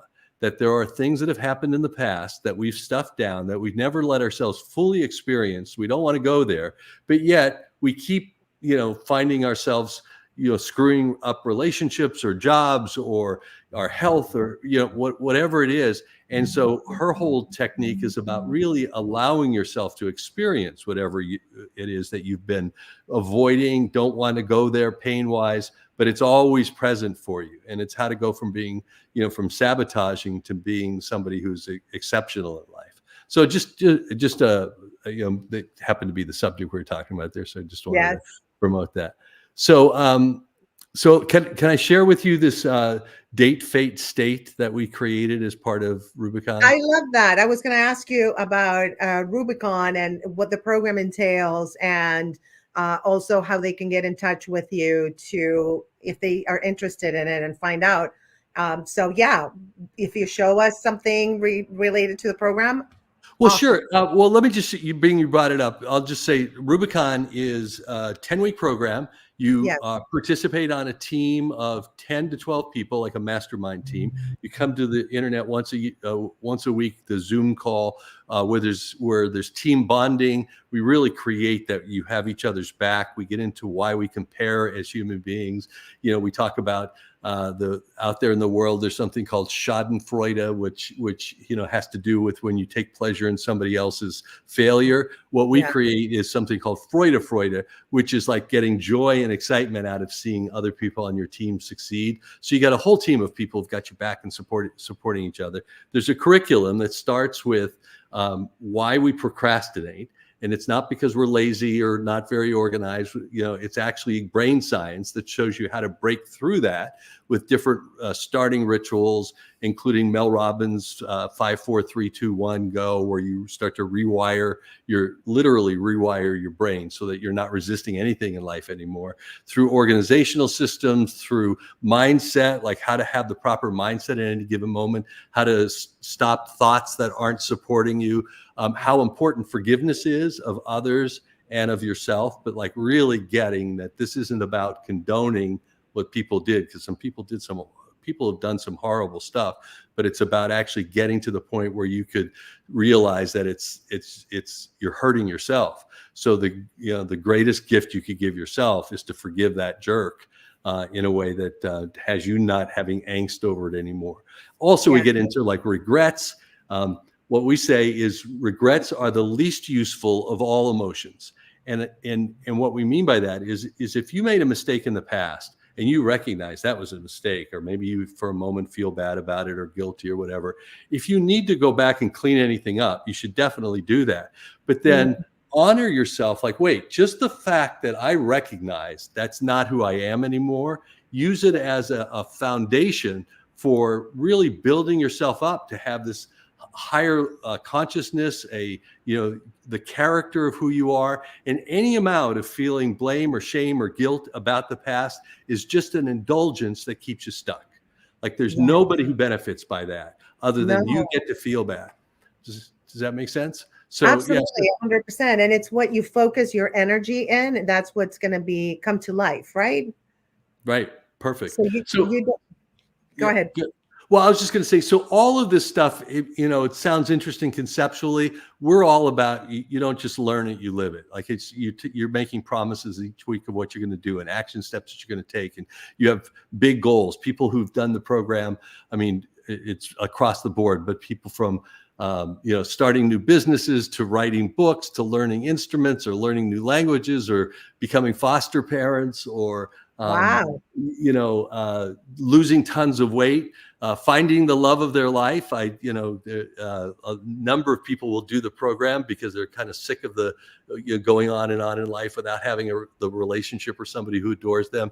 And we get into completing the past around relationships and then action steps for them to take to make it happen. In fact, last year I got to officiate a wedding of somebody who did Rubicon, and she said, in 10 weeks I'm going to find my guy, and sure enough she did. And oh my gosh, wow. Yeah. So it's all that kind of stuff, but essentially it's 10 weeks of being the most productive you've ever been in life. You're being held to account. There's a private coaching call with me in between the team calls, and that combination has people produce miracles in their life. And most of all, it has them start to shift how they see themselves, because as what your self-worth equals your net worth. Your self-esteem is what you expect in life.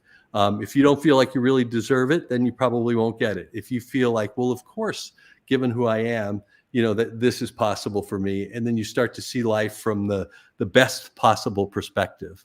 100%. Yeah, I agree with that. Let me tell you, speaking of manifesting, yes, we have a show with my friend Stephanie Tejada called The Tias, right?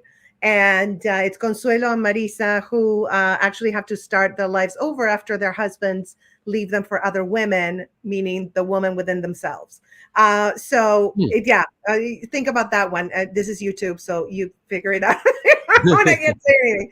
Okay, so I want you to see part of the award-winning short film that we have. It won 2 awards so far in the film festivals. Thank you. And I just wanted to show you how they do it. And I want you to give me my opinion so I can tell them. They're my cousins, right?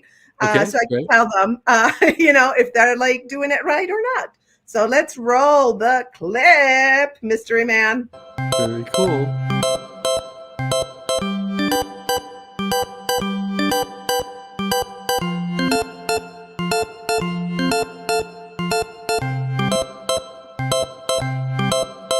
Yeah, so thank you everyone for the award. Thank you. We couldn't have They're coming for us. Stay tuned for the movie festival. Oh my goodness, what? Sabotage. Yes, completely. Well, we want to thank our parents. We want to thank God, of course. We want to thank eBay. I already said God. Oh my God, do I sound like I'm having sex or something? That's how excited I am.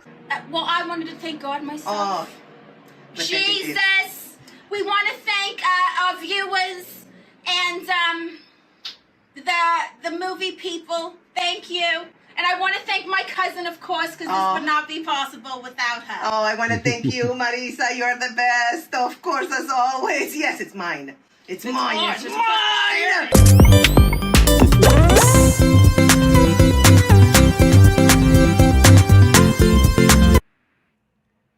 All right.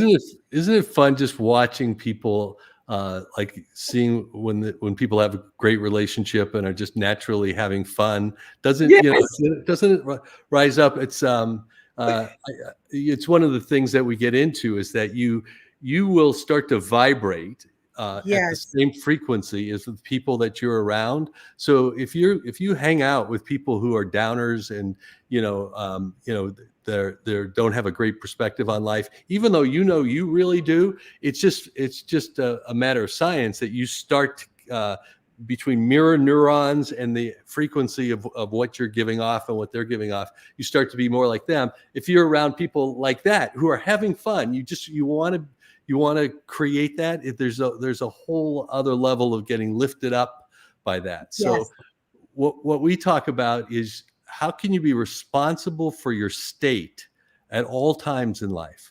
Like from when you wake up through, throughout your day interacting, even as you sleep. One of the things, the studies that we've seen is that whatever you're doing, whatever your state of being, whatever your mind is thinking about, right before you go to sleep, your mind will continue that all night long.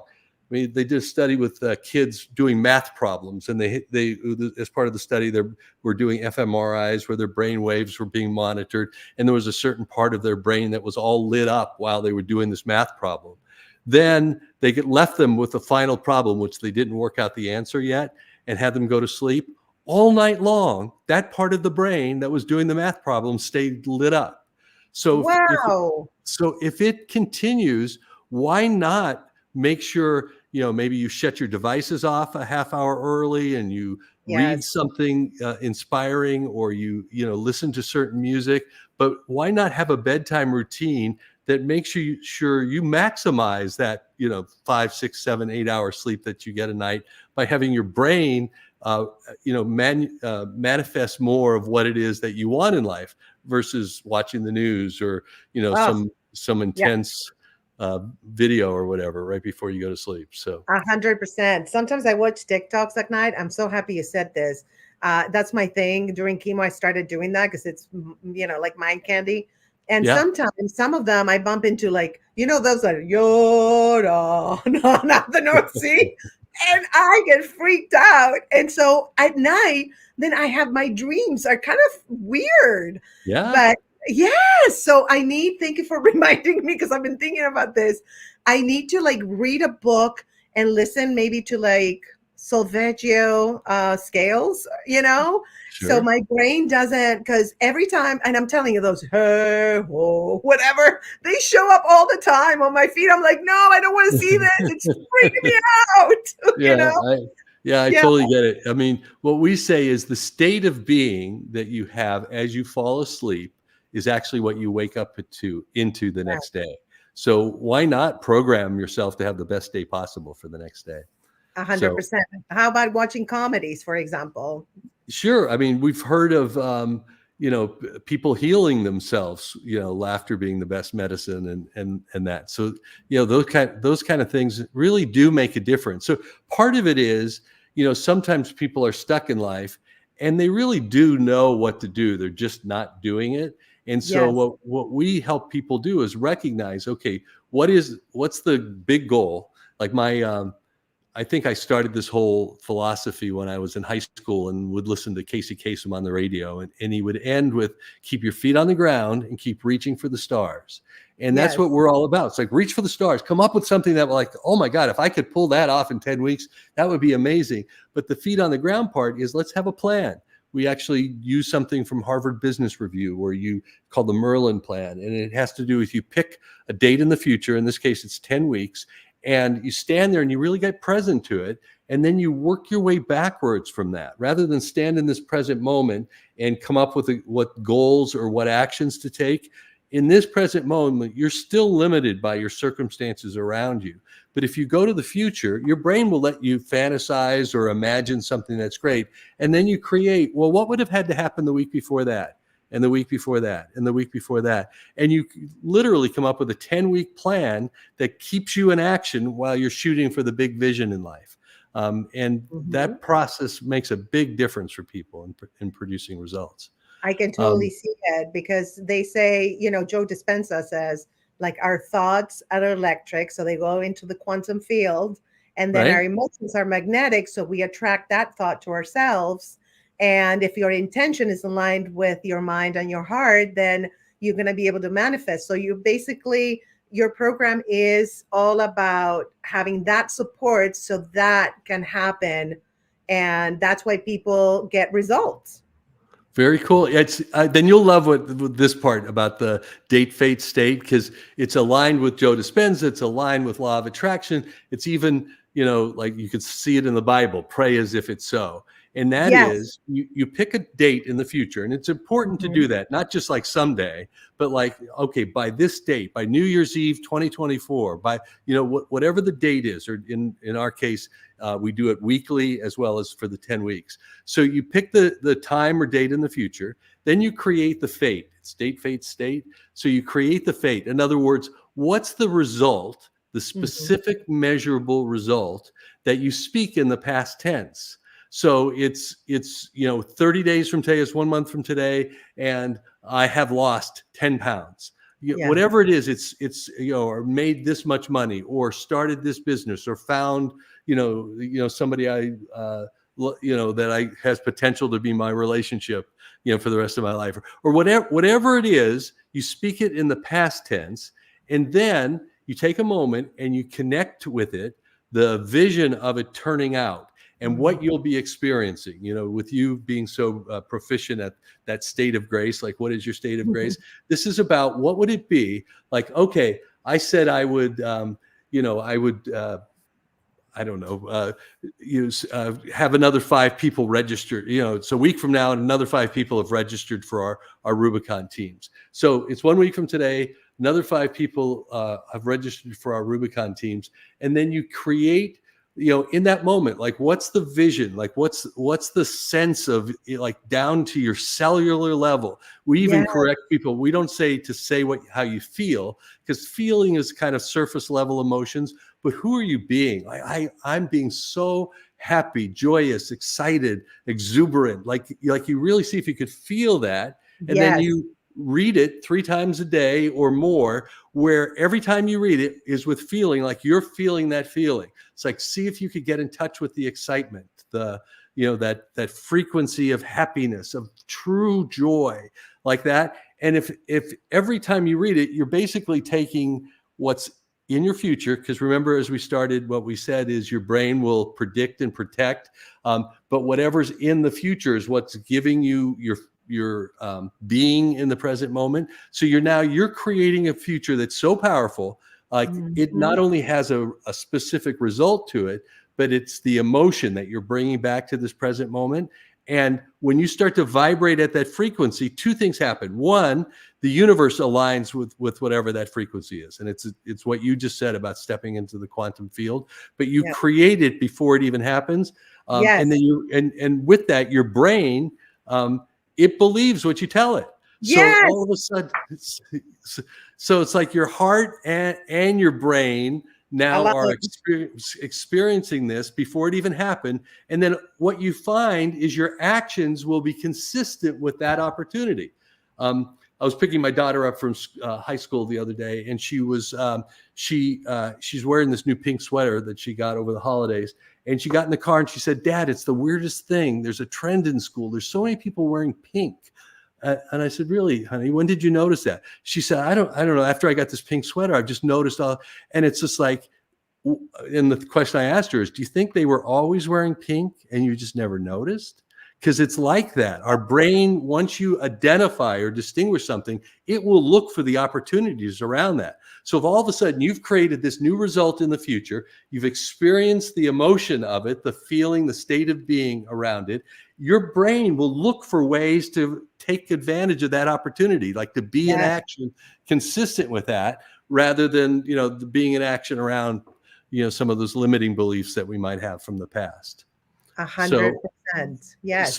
So what are you up to next? Like, let's play the game and just go for it here one time. Give me something that you're committed to creating, either in the short term or long term this year, but like, what's a outcome that you're committed to creating in life? So much. Well, the big picture is to continue to be creative and tell my stories, so that I can help other people and help myself, because we're one, right? So we mirror each other. Right. And specifically, I had an opportunity. This was out of the blue. Somebody, a producer, contacted me, and I'm going to bring back my one-woman show. And Great. so that's one. Then another one, I want to shoot my comedy special. Then I got to talk to my mystery man about a documentary that I came up with. I'll talk to you about that later.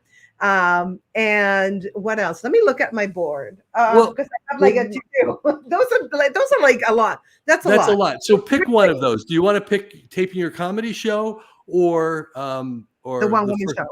The one-woman show. Okay. Yeah. So what's it? We're gonna like create it in this date, fate, state style.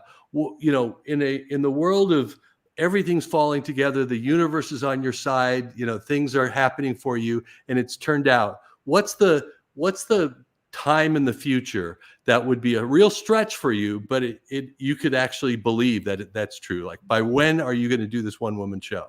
I love that, because you're giving me a deadline. Well, the producer is getting a director for me. So I would say realistically, since I already wrote it and I have to make some changes on the ending, because I wrote this 13 years ago. I would say what's coming to me is December, and that's realistic to put up everything and make sure everything is okay. But Sure. before I don't December. love the word realistic because it has Oh, with it you're some right. You're right. You're constraints. right. Because it doesn't have anything to do with what the universe brings to you. I get it. I get it. So what would be the version of it that's like doing it in December is obviously going to be exciting, but it will if it was you kept driving the ship, everything was falling into place. It's the perfect director for this, the perfect venue to launch it. What would be like almost make you a little nervous saying it, but okay, I will do this by what date? September. Is it just September? Okay. That's what's coming to me. Yes. I said Okay. December, I think, because I was thinking end of the year, but now I heard September. September is realistic. Don't say that, Grace. Okay. But September is something that makes me feel a little nervous. All right, great. And it's doable. And then if we were looking for what resonates with you as the deepest emotion? Is it like finishing the show and taking a bow and people clapping and doing a standing ovation on your opening night? Is it reading a review somewhere? Is it like what's the thing that you could attach the strongest, deepest emotion around? Like if you pictured that happened in the future, what would it be? And this kind of makes me want to cry, but I want people to come after the show and tell me that the show has brought light to their lives in some kind of way. Not in those words, but go ahead. So it's a knock on the dressing room door and somebody's standing there, and I can get moved just picturing it, but they say, "Can I give you a hug?"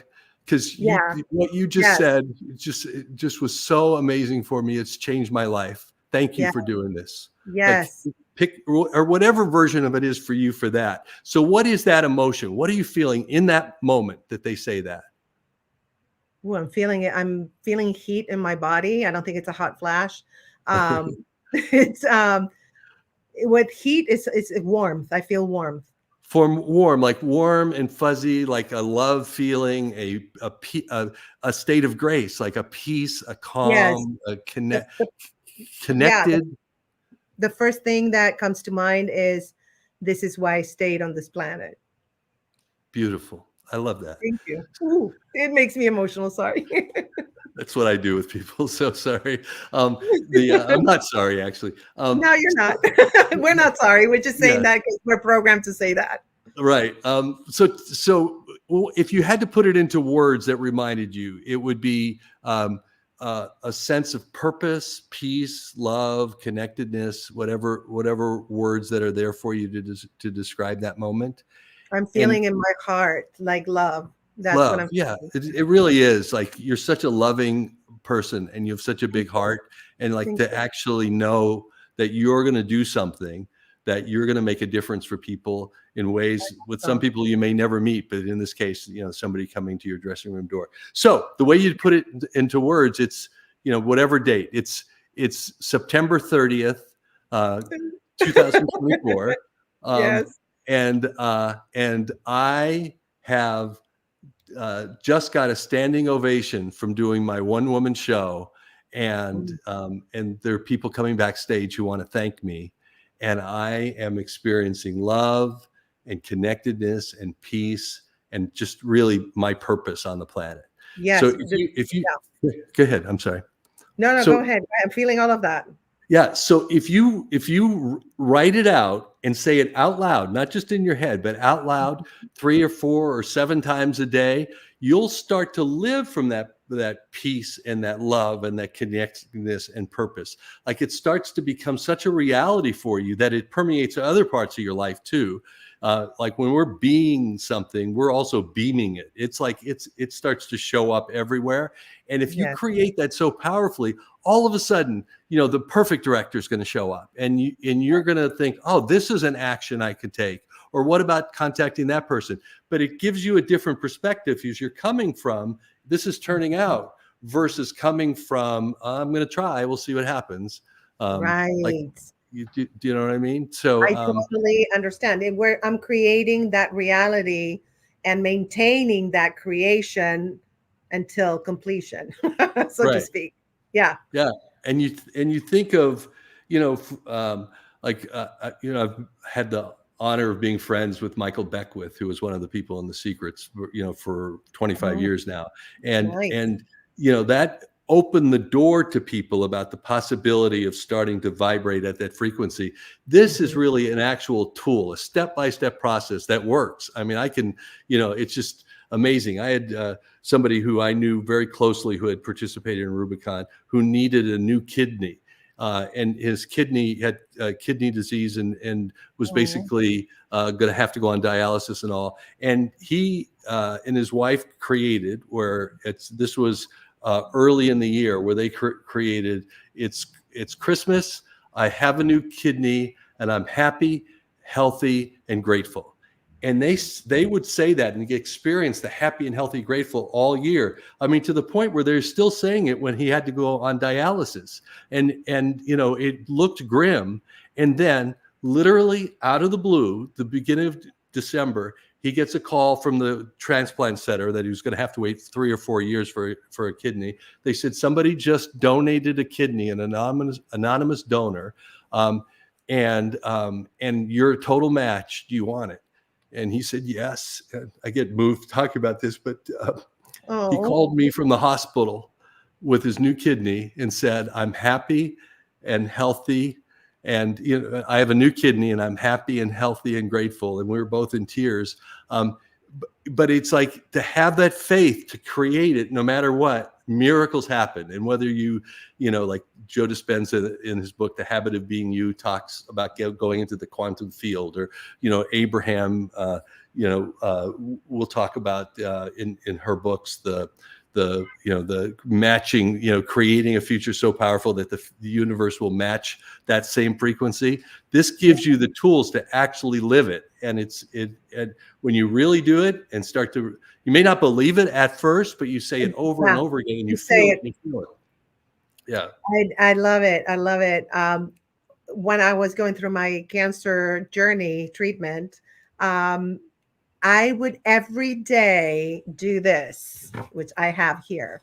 I am healthy, perfectly healthy. I feel perfectly healthy. I do perfectly healthy. I go through all the chakras and I would say it every day.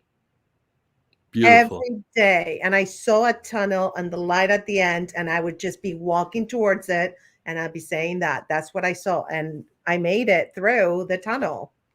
And you're now living your purpose. And what's really great is the future that we're creating will give us that beingness in the moment. So one of the things I love about you, it's not like, I made it, it's over. It's like, I made it so that I can now do this, even more exciting.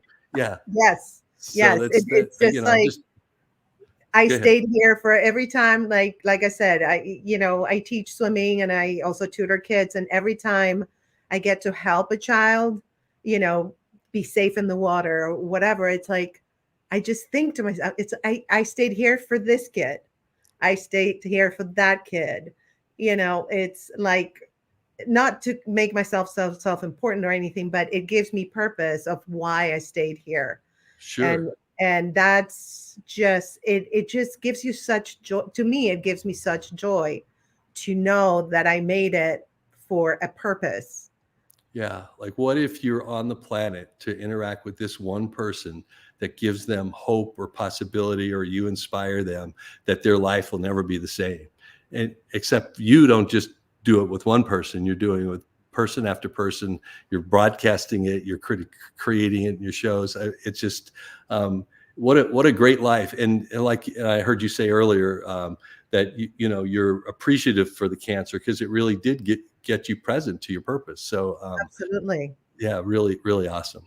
Absolutely. And we have a question from our listeners. Pat, why do you discourage saying a goal is realistic?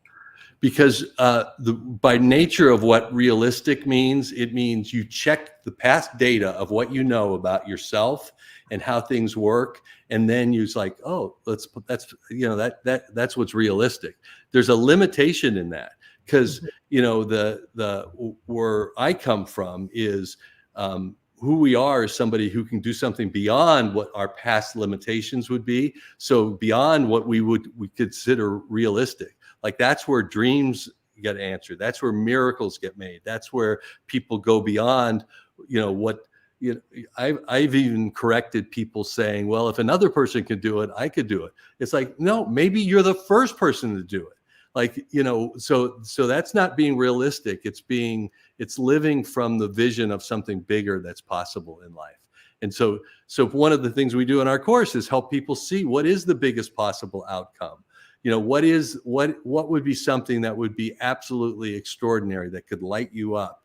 And many times people at first are kind of looking at it with, well, given what I've done in the past, maybe I can do that, maybe I can't. And it's just like, doesn't matter what you've done in the past. Literally anything is possible, if you can envision it. And then, what's great about our program is we put people in the structure in private coaching. So when those limiting beliefs do come up, we help people move beyond that to make anything possible. So that's a great question. Yes. There's nothing wrong with that, but what we're all about is, producing results beyond your wildest dreams. I love that. And on that note, I wanted to thank you so much for doing my little podcast. You've been so informative, so great, and you definitely have your purpose, and it's just, you feel it, you think it, you live it. It's just, thank you for bringing your light into the world and the podcast. I really appreciate your presence. Great. Well, it's for me, it's an honor to do this with you because I knew you before you went through that journey. We talked briefly while you were in the middle of it, and now to see you so shining on the other side of it, including your hair is beautiful. Stop wearing the wigs. I think you look great. They're so constraining. They cut my circulation. Literally, I had a red mark here the other day. So yeah, you guys, this is my real hair, and it's growing. And this is my natural color. Very cool. Congratulations on that. Thank you. I just got a private chat from the mystery man, and he's like, no more wigs. So we all concur. All right. I think so. So if people want to get in touch with you, they just go to your website and they can connect with you and inquire more about the programs and everything. And definitely, you guys, I highly recommend. I mean, I don't even have to say that. You heard him. You've seen what he did with me. He just put September 30th in my head. Well, you put it in your head. I just brought it out. Yes, I know. I'm just messing with you. And just let me say, Grace, if they go to our website, rubiconresults.com, there'll be a pop-up that said, to have a discovery call with me. And that, by the way, it's basically a 45-minute free coaching session that, similar to what we just did together, we start to get into really what's possible beyond the way things are already going. And out of that, it's about you discovering the best version of you, what's really possible. And then sometimes people are interested in doing the Rubicon program. Sometimes they're not. But no matter what, that coaching call always makes a difference for people. Like they walk away happier, lighter, more clear about what they're up to in life. So if even if you just want to do that free coaching call, just go to rubiconresults.com and sign up for that. You actually get access to my calendar, and you can put in when you want to do that. So. Oh, that is so easy to do. That's wonderful. Yeah. Well, thank you again for shining your light. And we have one more comment. Let me see. Oh, okay. Can you post it, Mystery Man? Thanks for sharing your expertise tonight, Pat. It was very interesting and informative. Yay. Nice. Well, I'm glad you thought that. So it's what I live for. I've had the chance to do this now for 30 years in different ways as a coach. So thank you for listening to all of that. It takes something, by the way, if somebody's watching this right now and they listen to that, that puts you ahead of most people on the planet, that you are at least open or willing to look at life from a different perspective. That word willingness, I think, is so amazing because sometimes we shut it down, we roll our eyes, we step away. It sounds like, jibber jabber. And if we're just willing to listen, it touches something in our heart. Something shifts for people. So thank you for anybody who watched, and thank you, Grace. I every time I'm with you, I always feel elevated and more excited about life. So thank you. Thank you. Can't wait to see your 1 minute show. So I'll put that on Yes. my calendar, September 30th. Yes, and I think I might stream it too. We'll see. We'll see. All right. Cool. Yes, thank you Perfect. so much. You're And welcome. all right, well, you guys contact him, get that 45-minute free session, and then enroll in the program. I'm sure you will, because it's just works. Period. All right. All right. Well, thank you so much. And we are going to just show some clips that I wanted to share with you guys. So I used to be on dating apps a lot, and I quit that because I have so many horror stories. So here, I'm just going to challenge you with this one. Okay. Can you top this? So let's roll the clip. Me, sexy comedian. Him, sexy older lawyer. We go on a date. Everything is going great until he drops his pants and asks me to touch it. What is wrong with you? This is a first date.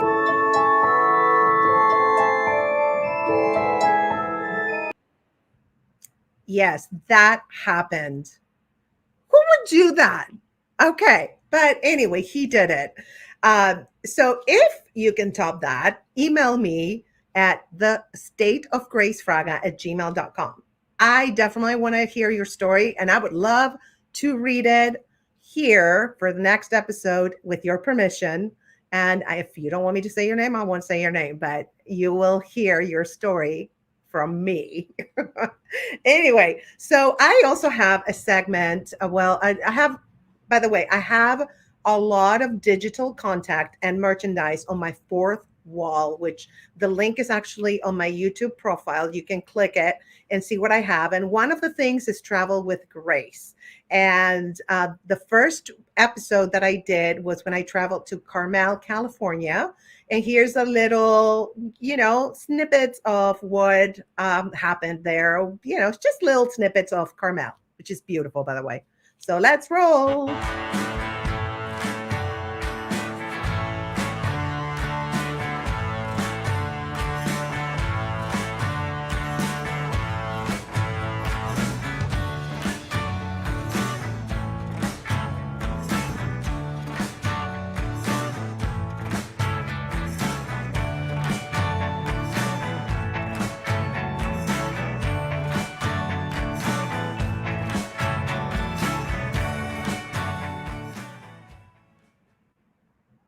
All right, that was a very cloudy day, but I have footage of a really sunny, beautiful day.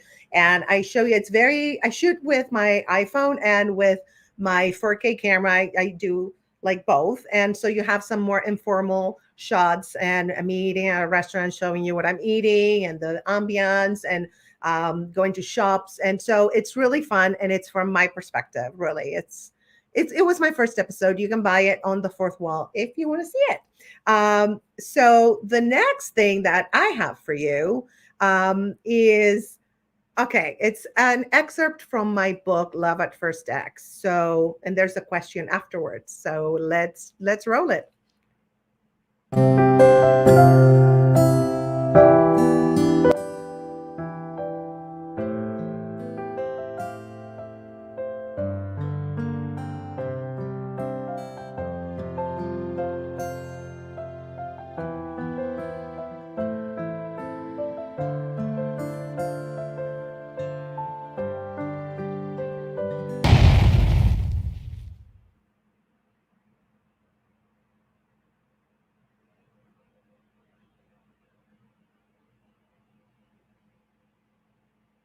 Thank you. Thank you for rolling that clip. So I want to know, again, you can email me at thestateofgracefraga@gmail.com, or you can message me on Instagram, not here and on YouTube, but on Instagram or Facebook, if you're following me there, or TikTok, or wherever you're following me. And I want to know how you guys break up. What's your breakup style? How do you break up with someone? Because for me, that's the hardest thing to do. That's why I wrote a book about breakups and the aftermath, because it's so awkward. It's It's very hard for me to reject people, just really, really hard. But anyway, I want to know, because maybe you'll give me ideas on how to do it, or I don't know, just send them to me. I would love to hear about them. Okay, so there's a clip about what you get if you subscribe to my YouTube. Hit the subscribe button, baby. Go for it. Hit it, hit it, hit it.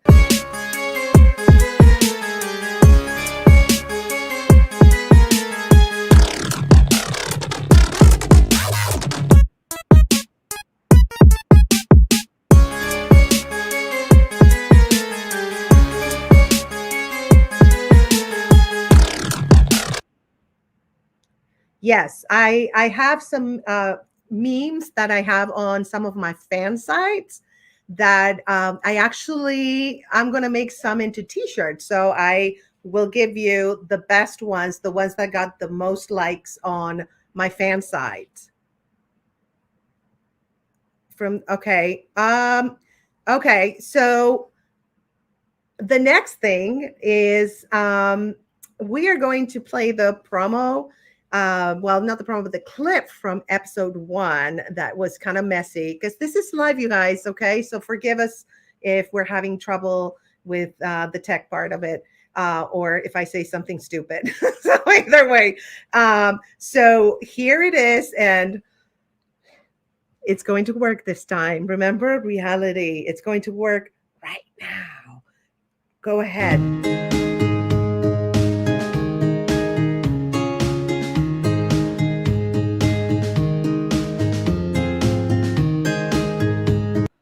I love this line: withdraw your attention from your enemies and they expire from neglect.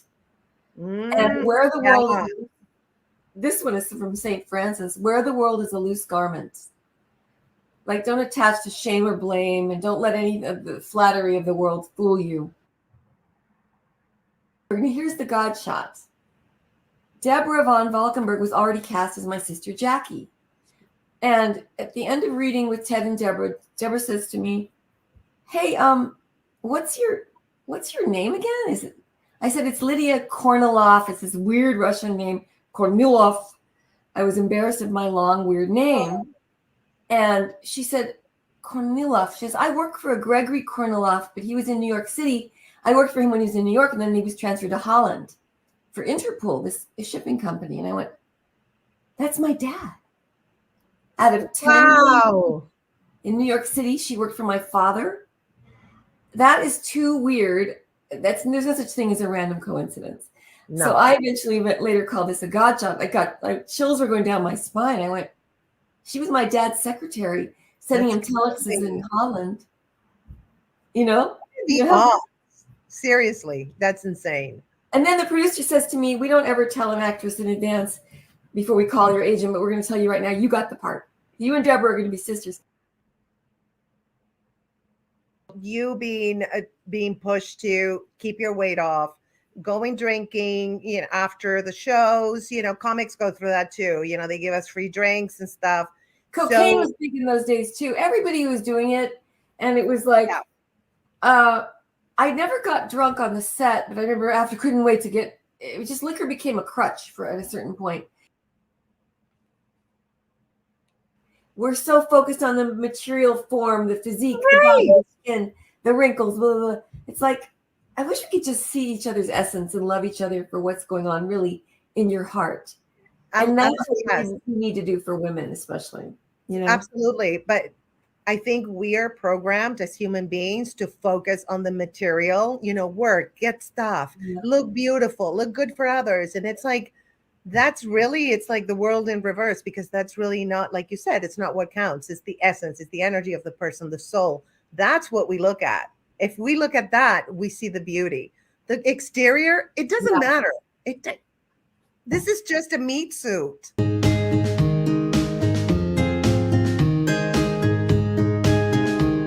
Food that keeps us healthy, and this is for everyone. I don't care if you're diabetic, if you're battling cancer, if you're battling a disease, if you're just a person who wants to be healthy, or if you don't have anything going on at all. the best thing that you can ever do is eat real food. I don't care if you want to be a pescatarian, vegetarian, a whatever-atarian, okay? Like the main thing is Yes. that you eat real food. The more we stay away from processed foods, the better off our body is. Those processed foods have so many chemicals and so much junk in it that our body doesn't know what to do with it. Wow. And so when our body doesn't know what to do with it, that's when we start feeling terrible. Our body stops functioning efficiently, and we promote disease within our body, inflammation within our body. So the best thing you can do is eat real food. And when I say that, I mean it's grown out of the ground. I mean, it is not in a package. Like an apple is an apple is an apple. You know what I mean? An orange is an orange is an orange. Greens, nuts, things that you can recognize, things that are as close to nature as possible.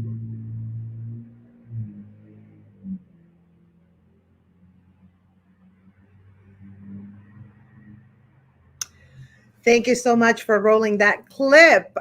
So our next episode is going to be on Friday, March 1st at 6 p.m. Pacific time and 9 p.m. Eastern time. Ooh, I can't talk anymore. I've been blah, blah, blah, blah. All right. And also, before I leave, I wanted to let you know, like I said before, I do teach swimming and I teach Spanish online. And in person, if you're in LA, of course, the swimming in person if you're in LA, because I can't do it online. So just go to my website, findswimmingandtutoring.com, and you get more information and some testimonials on how good I am, because I'm good at what I do. Yes, like Mitch said, own it, girl. So I'm owning it. But anyway, thank you so much, you guys, for tuning in, for being here, for your beautiful comments. Thank you to my guests. They are just earth angels, both of them. I love them, adore them. And thank you to my mystery man. Thank you for all your hard work. I love you. And I will see you guys next month on March 1st.